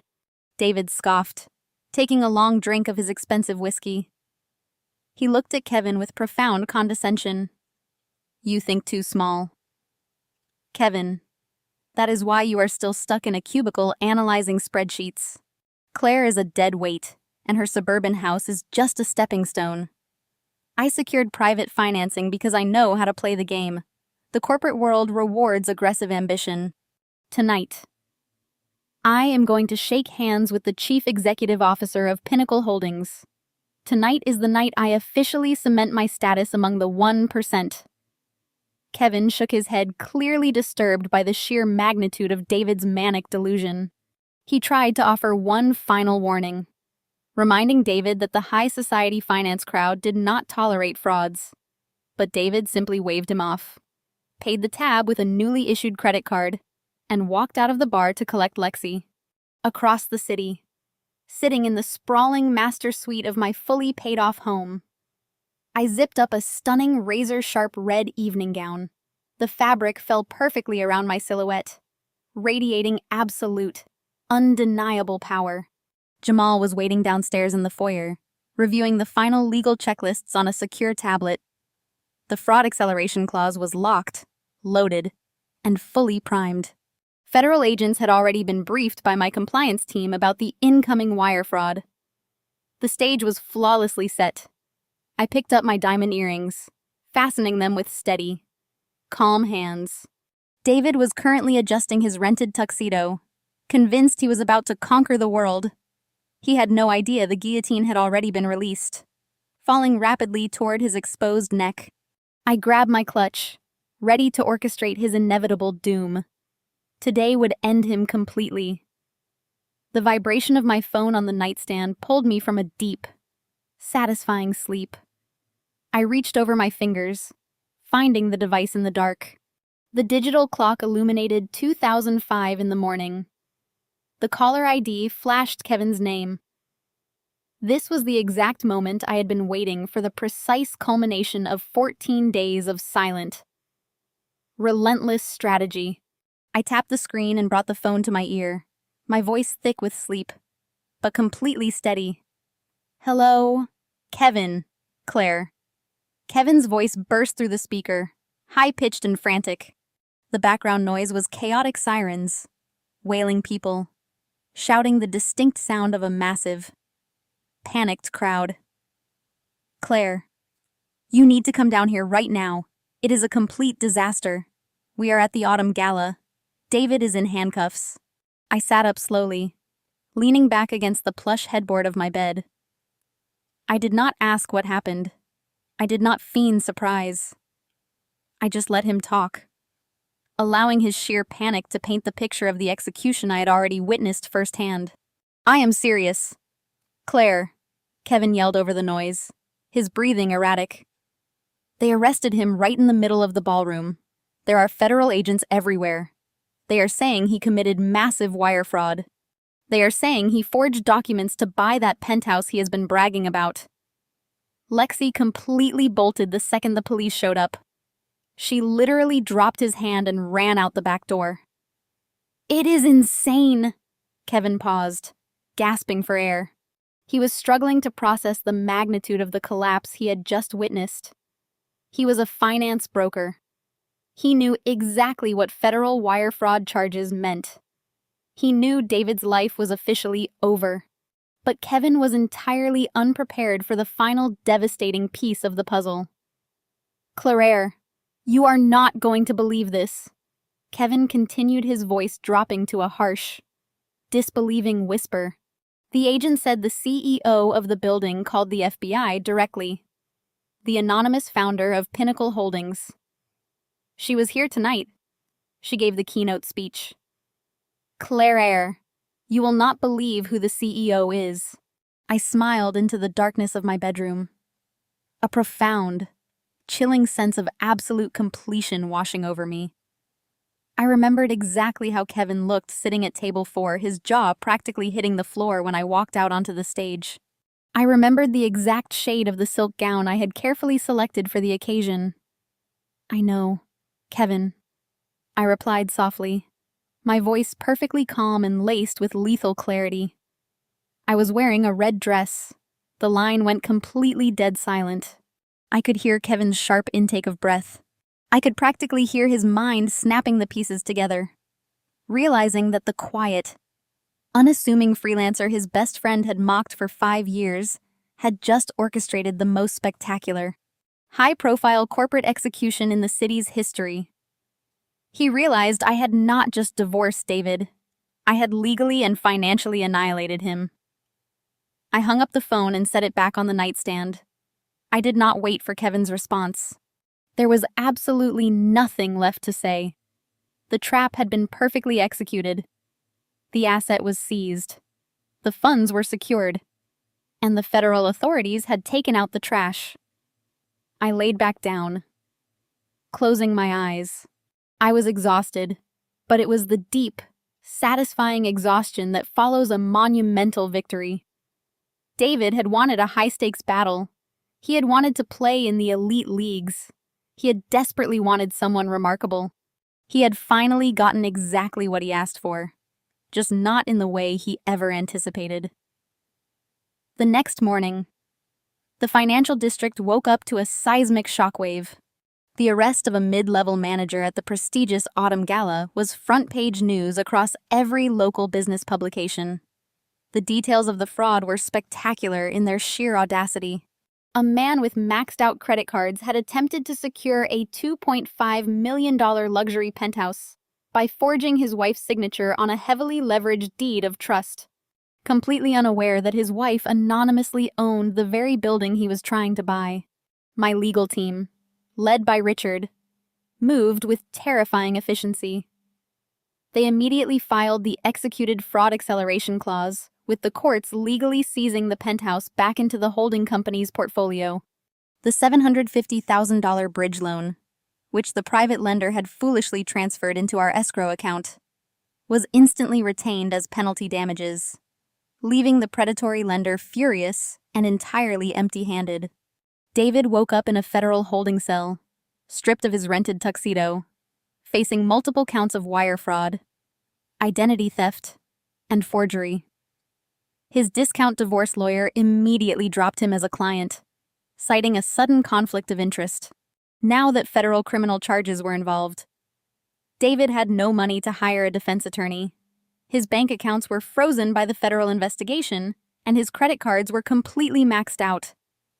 He was entirely, utterly alone. Lexi Trudeform had completely vanished from the digital landscape. She deleted the massive house tour video from her main page, scrubbed every single photo of David from her feed, and posted a tearful, fabricated apology video, claiming she had been manipulated and lied to by a dangerous con artist. She was already pivoting, desperately trying to salvage her influencer brand by playing the innocent victim. Patricia and Naomi, however, were not nearly as quick to pivot. They were left reeling, their toxic echo chamber shattered by the harsh reality of federal indictments. They had spent weeks publicly praising David for dropping his dead weight and securing elite wealth. Now they had to face their social circles, knowing their golden boy was a federal criminal who had tried to steal from the very woman they had relentlessly mocked. The silence from their end was deafening. There were no more arrogant social media posts, no more condescending voicemails. They were completely paralyzed by the sheer magnitude of David's humiliation. I sat at my kitchen island sipping my morning coffee, wearing my comfortable gray sweatpants. I opened my encrypted laptop and reviewed the final asset transfer reports from Richard. Everything was secured. Everything was mine. The quiet, boring freelancer had won. To fully grasp the perfection of that morning, we must rewind the clock 3 hours before Kevin made his frantic phone call. Returning to the glittering epicenter of the autumn gala, the grand ballroom of the Metropolitan Real Estate and Finance Consortium was a masterclass in aggressive luxury. Towering crystal chandeliers cast a golden glow over hundreds of the city's most powerful executives. Waiters circulated with silver trays holding vintage champagne and delicate caviar. The air hummed with the quiet murmur of people controlling billions in commercial assets. It was an environment designed to intimidate outsiders. Yet David strutted through the heavy mahogany doors as if he owned the entire building. He wore his rented tuxedo with an inflated sense of superiority. Beside him, Lexi floated across the imported carpets. The heavy diamond tennis necklace she wore sparkled fiercely under the ballroom lights, a blinding beacon of their shared financial delusion. She held her smartphone at arm's length, adjusting her angles to capture the perfect lighting for her social media updates. She panned the camera across the room, capturing the faces of recognized billionaires in the background, loudly narrating her glamorous evening to an audience of strangers. David loved every second of it. He genuinely believed that standing in this room transformed him into one of them. David abandoned his designated table at the back of the room and aggressively inserted himself into circles of high net worth investors.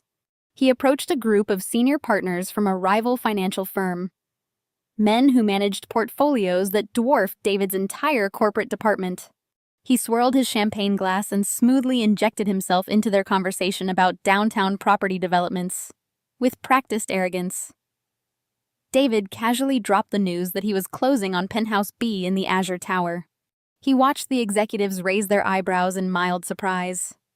The Azure Tower was legendary in the city, known for its ruthless vetting process and astronomical price tags. David basked in their sudden attention. He lied effortlessly, claiming he secured the property through aggressive private financing strategies, boasting about his superior market instincts. He spoke about the panoramic skyline views and the private glass elevator as if he had already lived there for years. He ignored the fact his bank accounts were empty and his down payment was a felony in progress. Kevin stood a few feet away, watching his best friend dig an inescapable grave. He had tried one last time in the coat check line to pull David aside, begging him to leave the gala and cancel the fraudulent loan before the authorities caught on.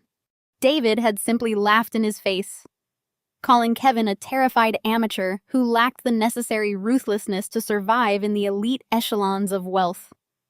David patted Kevin on the shoulder and completely dismissed him. David was entirely convinced that tonight was his coronation. He believed that once he shook hands with the mysterious founder of Pinnacle Commercial Holdings, his status would be cemented.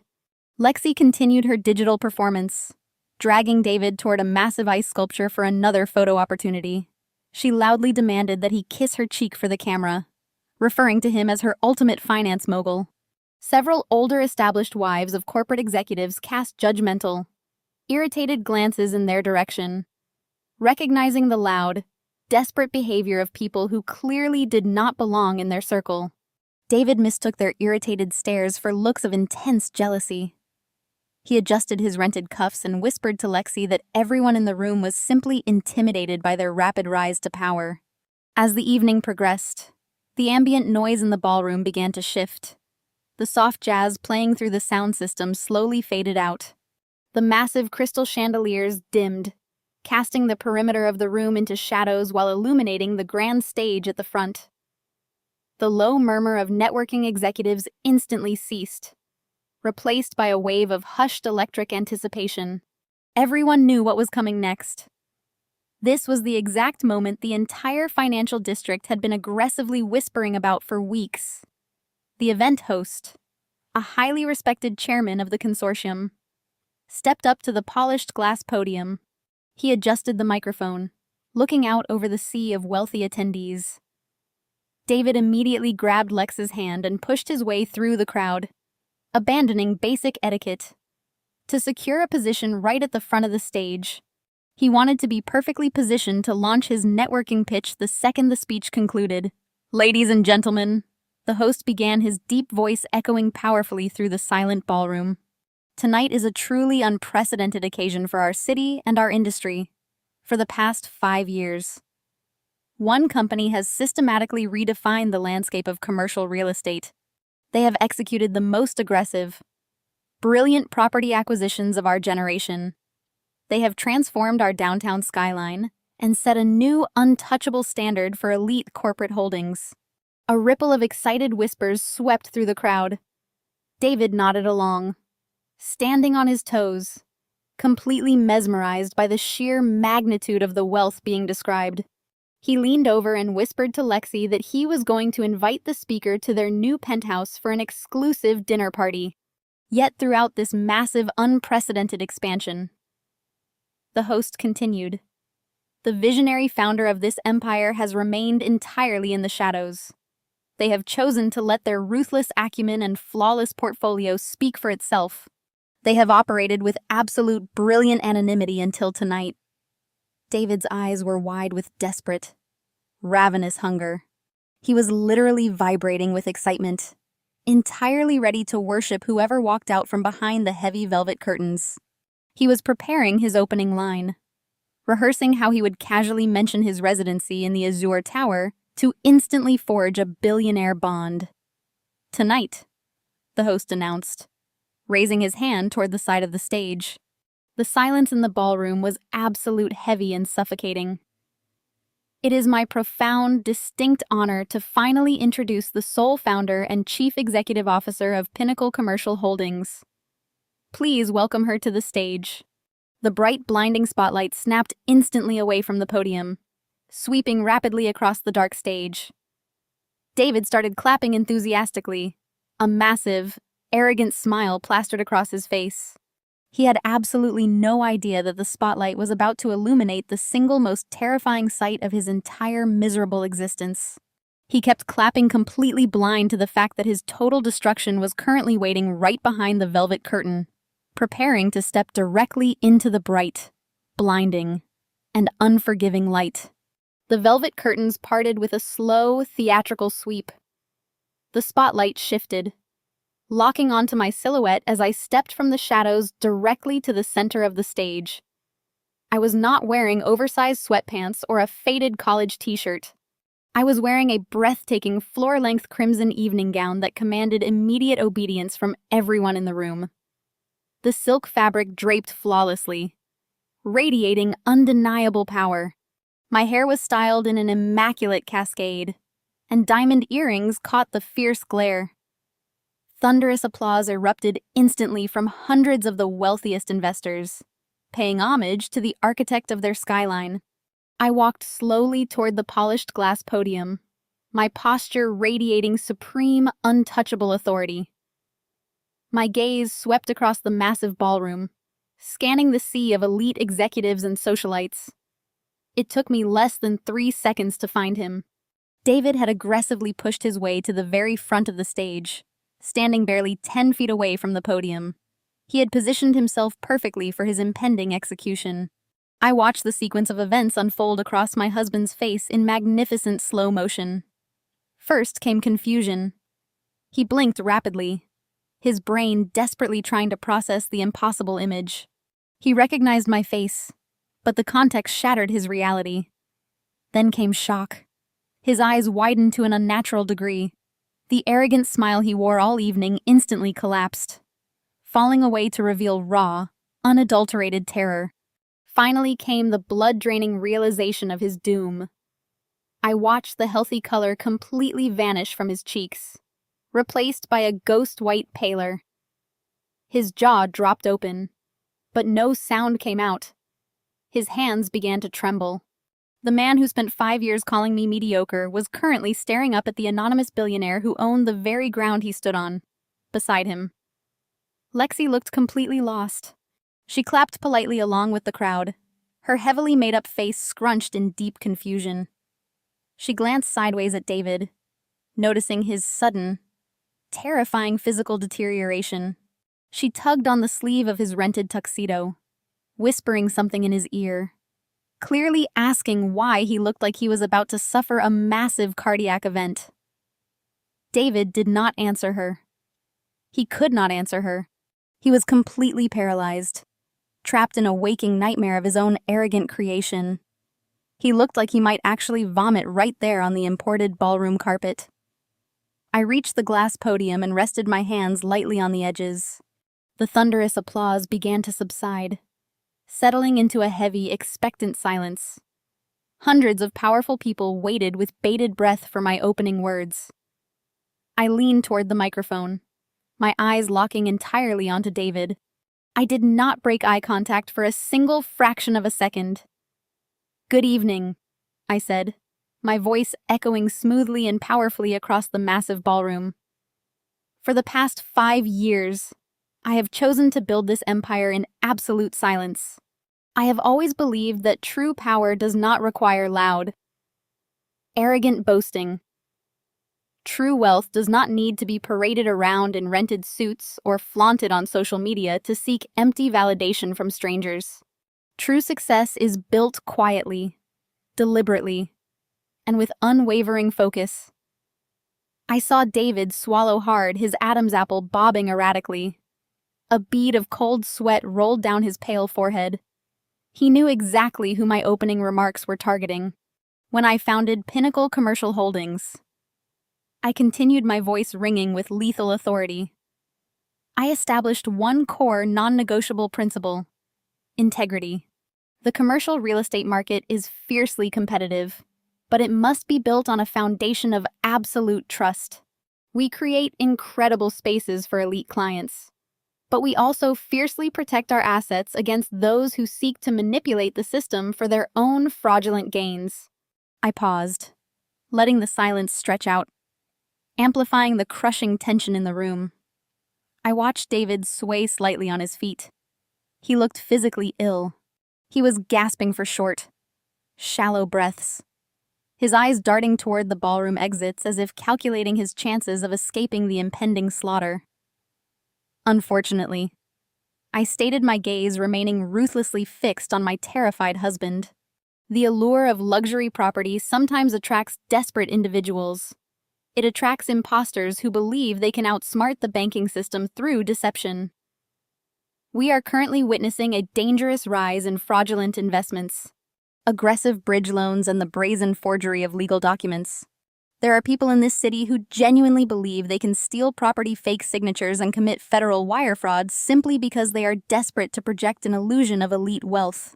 A collective gasp of shock rippled through the audience of seasoned investors. They thought I was delivering a stark warning about industry trends. Only David knew I was reading his exact criminal indictment aloud. I gripped the podium tighter, leaning closer to the microphone. "But let me be perfectly clear tonight," I announced, my voice dropping to a chilling, absolute certainty. Pinnacle Commercial Holdings does not tolerate fraud. We do not negotiate with thieves. When we discover someone attempting to illegally leverage stolen collateral to purchase our properties, we do not simply halt the transaction. We let the trap snap completely closed. We seize the assets. We freeze the accounts, and we hand the criminals directly over to the federal authorities. David staggered backward, physically recoiling from my words. He bumped roughly into Lexi, who stumbled in her designer heels, looking at him with mounting alarm. She loudly asked him what was wrong, her voice cutting through the quiet tension of the front row. David could not respond. His breathing was rapid and shallow. He was experiencing a full-blown debilitating panic attack in front of the entire financial district. He finally understood his catastrophic mistake. He had thrown away a billionaire wife for a fake internet influencer. He had now signed away his freedom completely and permanently. I concluded my remarks with a simple expression of gratitude to the honest investors in the room. I stepped away from the glass podium and moved gracefully toward the sweeping staircase at the edge of the stage. Every camera flash illuminated the absolute devastation carved deeply into David's face. He was rigidly rooted to the floor, gasping for air like a fish thrown onto dry land. As my heels touched the carpeted floor of the ballroom, a coordinated movement began at the rear entrance. 6 men in tailored dark suits pushed seamlessly through the heavy brass doors. They were not mingling guests. They moved with predatory, synchronized precision, cutting a direct path through the sea of tuxedos and evening gowns. Leading the formation was Victor, my chief compliance officer, his face an impenetrable mask of corporate authority. Flanking him were 4 federal agents from the Financial Crimes Division, their badges distinctly visible against their lapels. The high society crowd parted instinctively, sensing the sudden shift in atmospheric pressure. The cheerful clinking of champagne glasses ceased entirely. The elite investors, the very people David had spent the last 3 hours desperately trying to impress, fell completely silent. They stepped back, forming a wide, isolating circle around David and Lexi. "Claire," he choked out his voice, cracking into a high, pathetic whine. "Claire, please. This is a mistake. I can explain everything. I was just trying to secure our future." I did not stop walking. I did not even break my stride. I offered him a singular, chilling smile before gliding seamlessly past him, flanked immediately by my own personal security detail.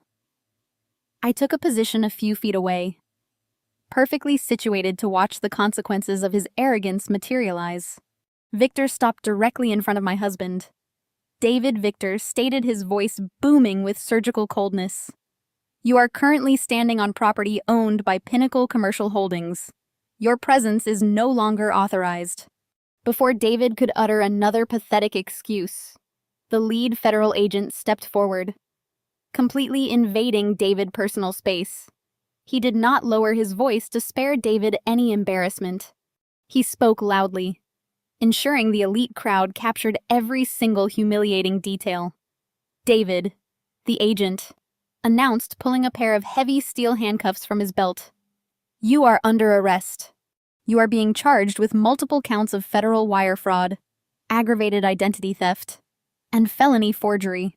You knowingly transmitted forged financial documents across state banking lines to fraudulently secure a multi-million-dollar real estate transaction." David let out a loud, involuntary sob. His knees visibly buckled, and he would have collapsed entirely if 2 agents had not grabbed his arms to keep him upright. They spun him around roughly. The sharp metallic click of the handcuffs snapping shut around his wrists echoed fiercely in the quiet ballroom. "Please," David begged, tears streaming down his flushed face, completely destroying his meticulously curated image. "I have the money. I am a successful manager. I just needed a bridge loan. I am not a criminal." The crowd around him recoiled in absolute disgust. The senior partners he had been aggressively schmoozing earlier looked at him with profound revulsion. The investors who had briefly tolerated his arrogant boasting now recognized him for exactly what he was: a desperate, pathetic fraud who tried to steal from his own wife to play pretend in a world he could never afford. Whispers swept through the ballroom like wildfire. The phrase "wire fraud" bounced from table to table, isolating him utterly and entirely.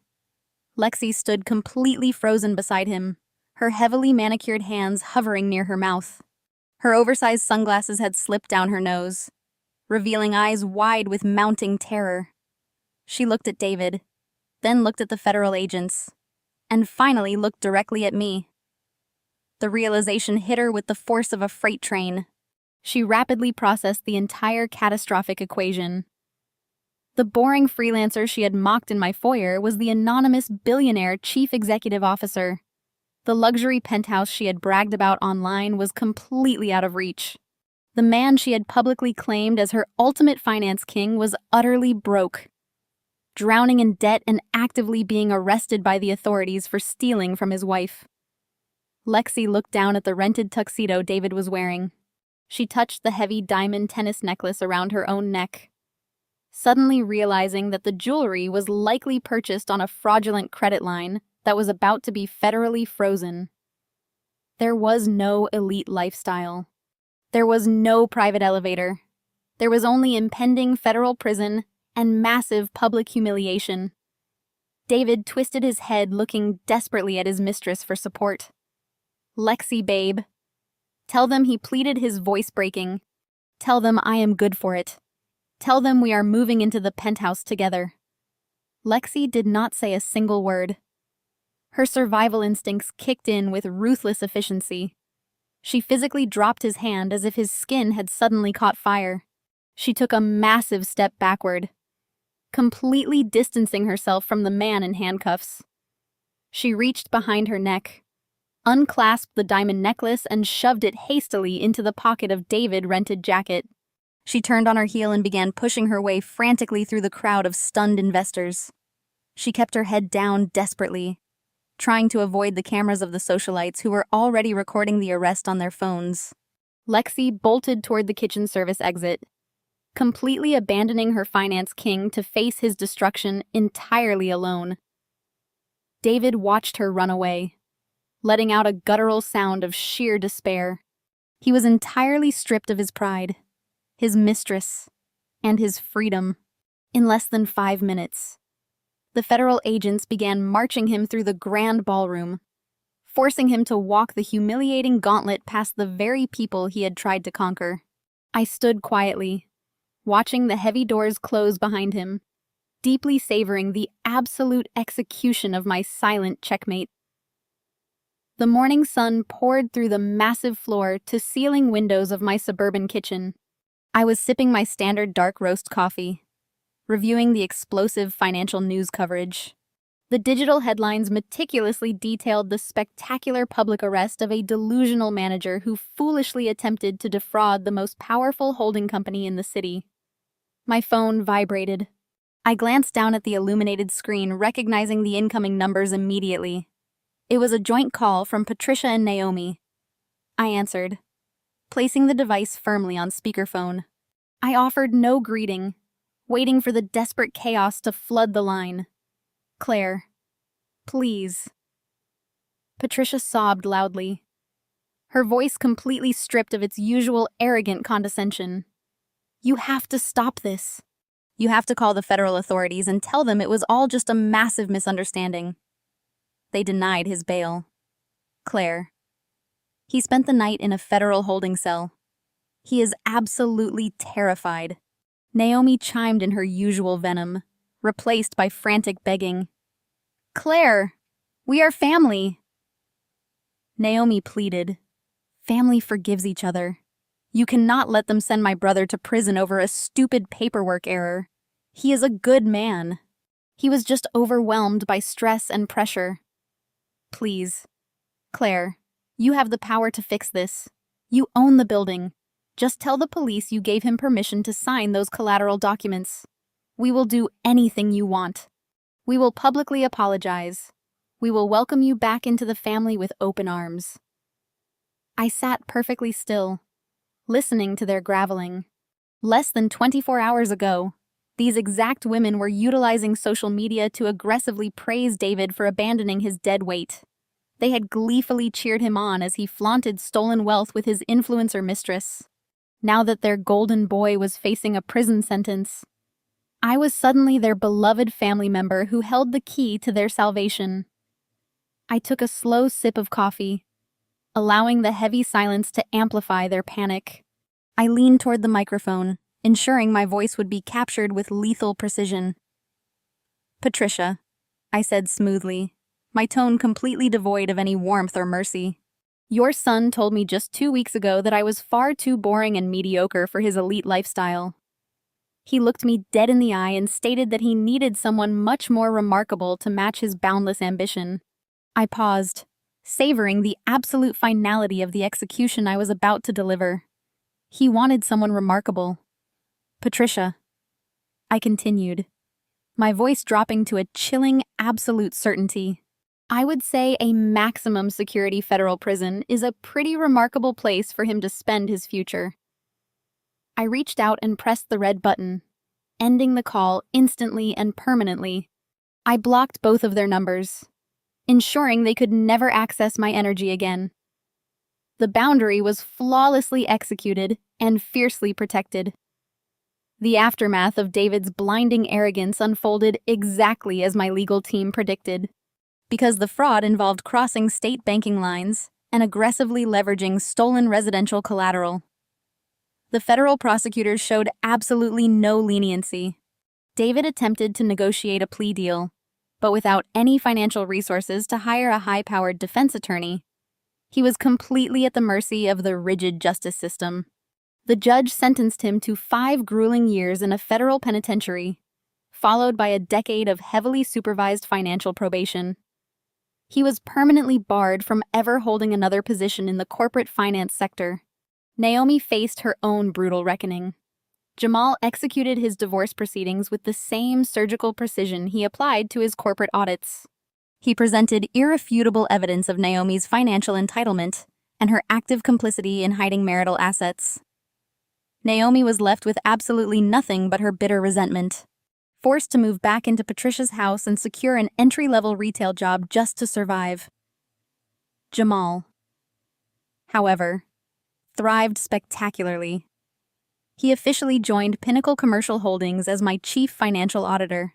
His brilliant ethical oversight elevated my corporate empire to unprecedented heights. He became one of my most trusted executives and a genuinely valued friend, proving that toxic family structures can successfully be replaced by chosen loyal alliances. As for Lexi, her digital influencer career imploded overnight. The internet never forgets, and the viral videos of her fleeing the ballroom while her fake billionaire boyfriend was handcuffed served as permanent digital markers of her shallow existence. She completely lost her sponsorships and faded into absolute obscurity. I am standing right now on the sweeping private balcony of Penthouse B, located at the very top of the Azure Tower. The city lights glitter endlessly below me, stretching across the horizon like a sea of diamonds. The cool evening wind catches my hair as I look down at the financial district I quietly conquered. I poured a single glass of expensive vintage champagne, raising it in a silent, solitary toast to the quiet, undeniable power of female independence. I learned the most valuable lesson of my entire existence through this relentless ordeal. The true fundamental worth of a woman is never dictated by the cruel projections of an insecure man. Value is not determined by the clothes we wear, the physical aesthetic we present, or the public validation we receive from shallow, toxic relationships. True power is built silently, internally, and relentlessly. If you are watching this and are trapped with a partner who diminishes your light and actively drains your energy, I want you to hear this loud and clear. Walk away. Stop fighting for a seat at a table where your profound value is consistently ignored. Go build your own table. Build your own empire. Let me know in the comments below how you successfully walked away from toxic partners and leveled up your own incredible lives. Hit the like button. Subscribe to the channel for more stories of absolute empowerment. And remember to never let an arrogant man underestimate the quiet, brilliant woman standing right beside him.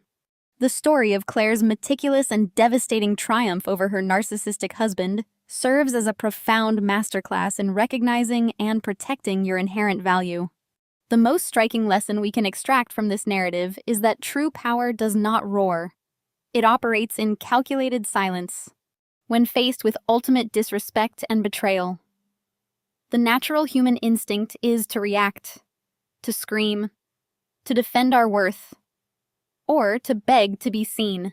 However, Claire teaches us that arguing with someone committed to misunderstanding you is a complete waste of your most precious resource, your energy.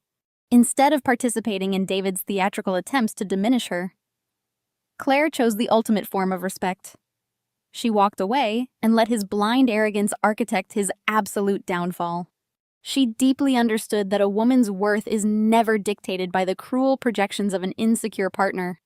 Her plain sweatpants and quiet demeanor were not signs of mediocrity, but rather the solid armor of a woman so completely secure in her empire that she felt absolutely no need to perform for an audience of shallow frauds. In life, unwavering confidence remains the greatest shield against toxic narcissism. This intense story is a powerful reminder that you do not need to constantly prove your success or your worth to people who are completely determined to belittle you. When toxic individuals try to convince you that you are a burden, the most lethal response is to believe in yourself and quietly remove their access to your light. You must build a strong foundation, secure your independence, and let natural consequences catch up to them. If you are currently sitting at a table where your profound value is consistently ignored, have the courage to walk away and start building your own successful empire today.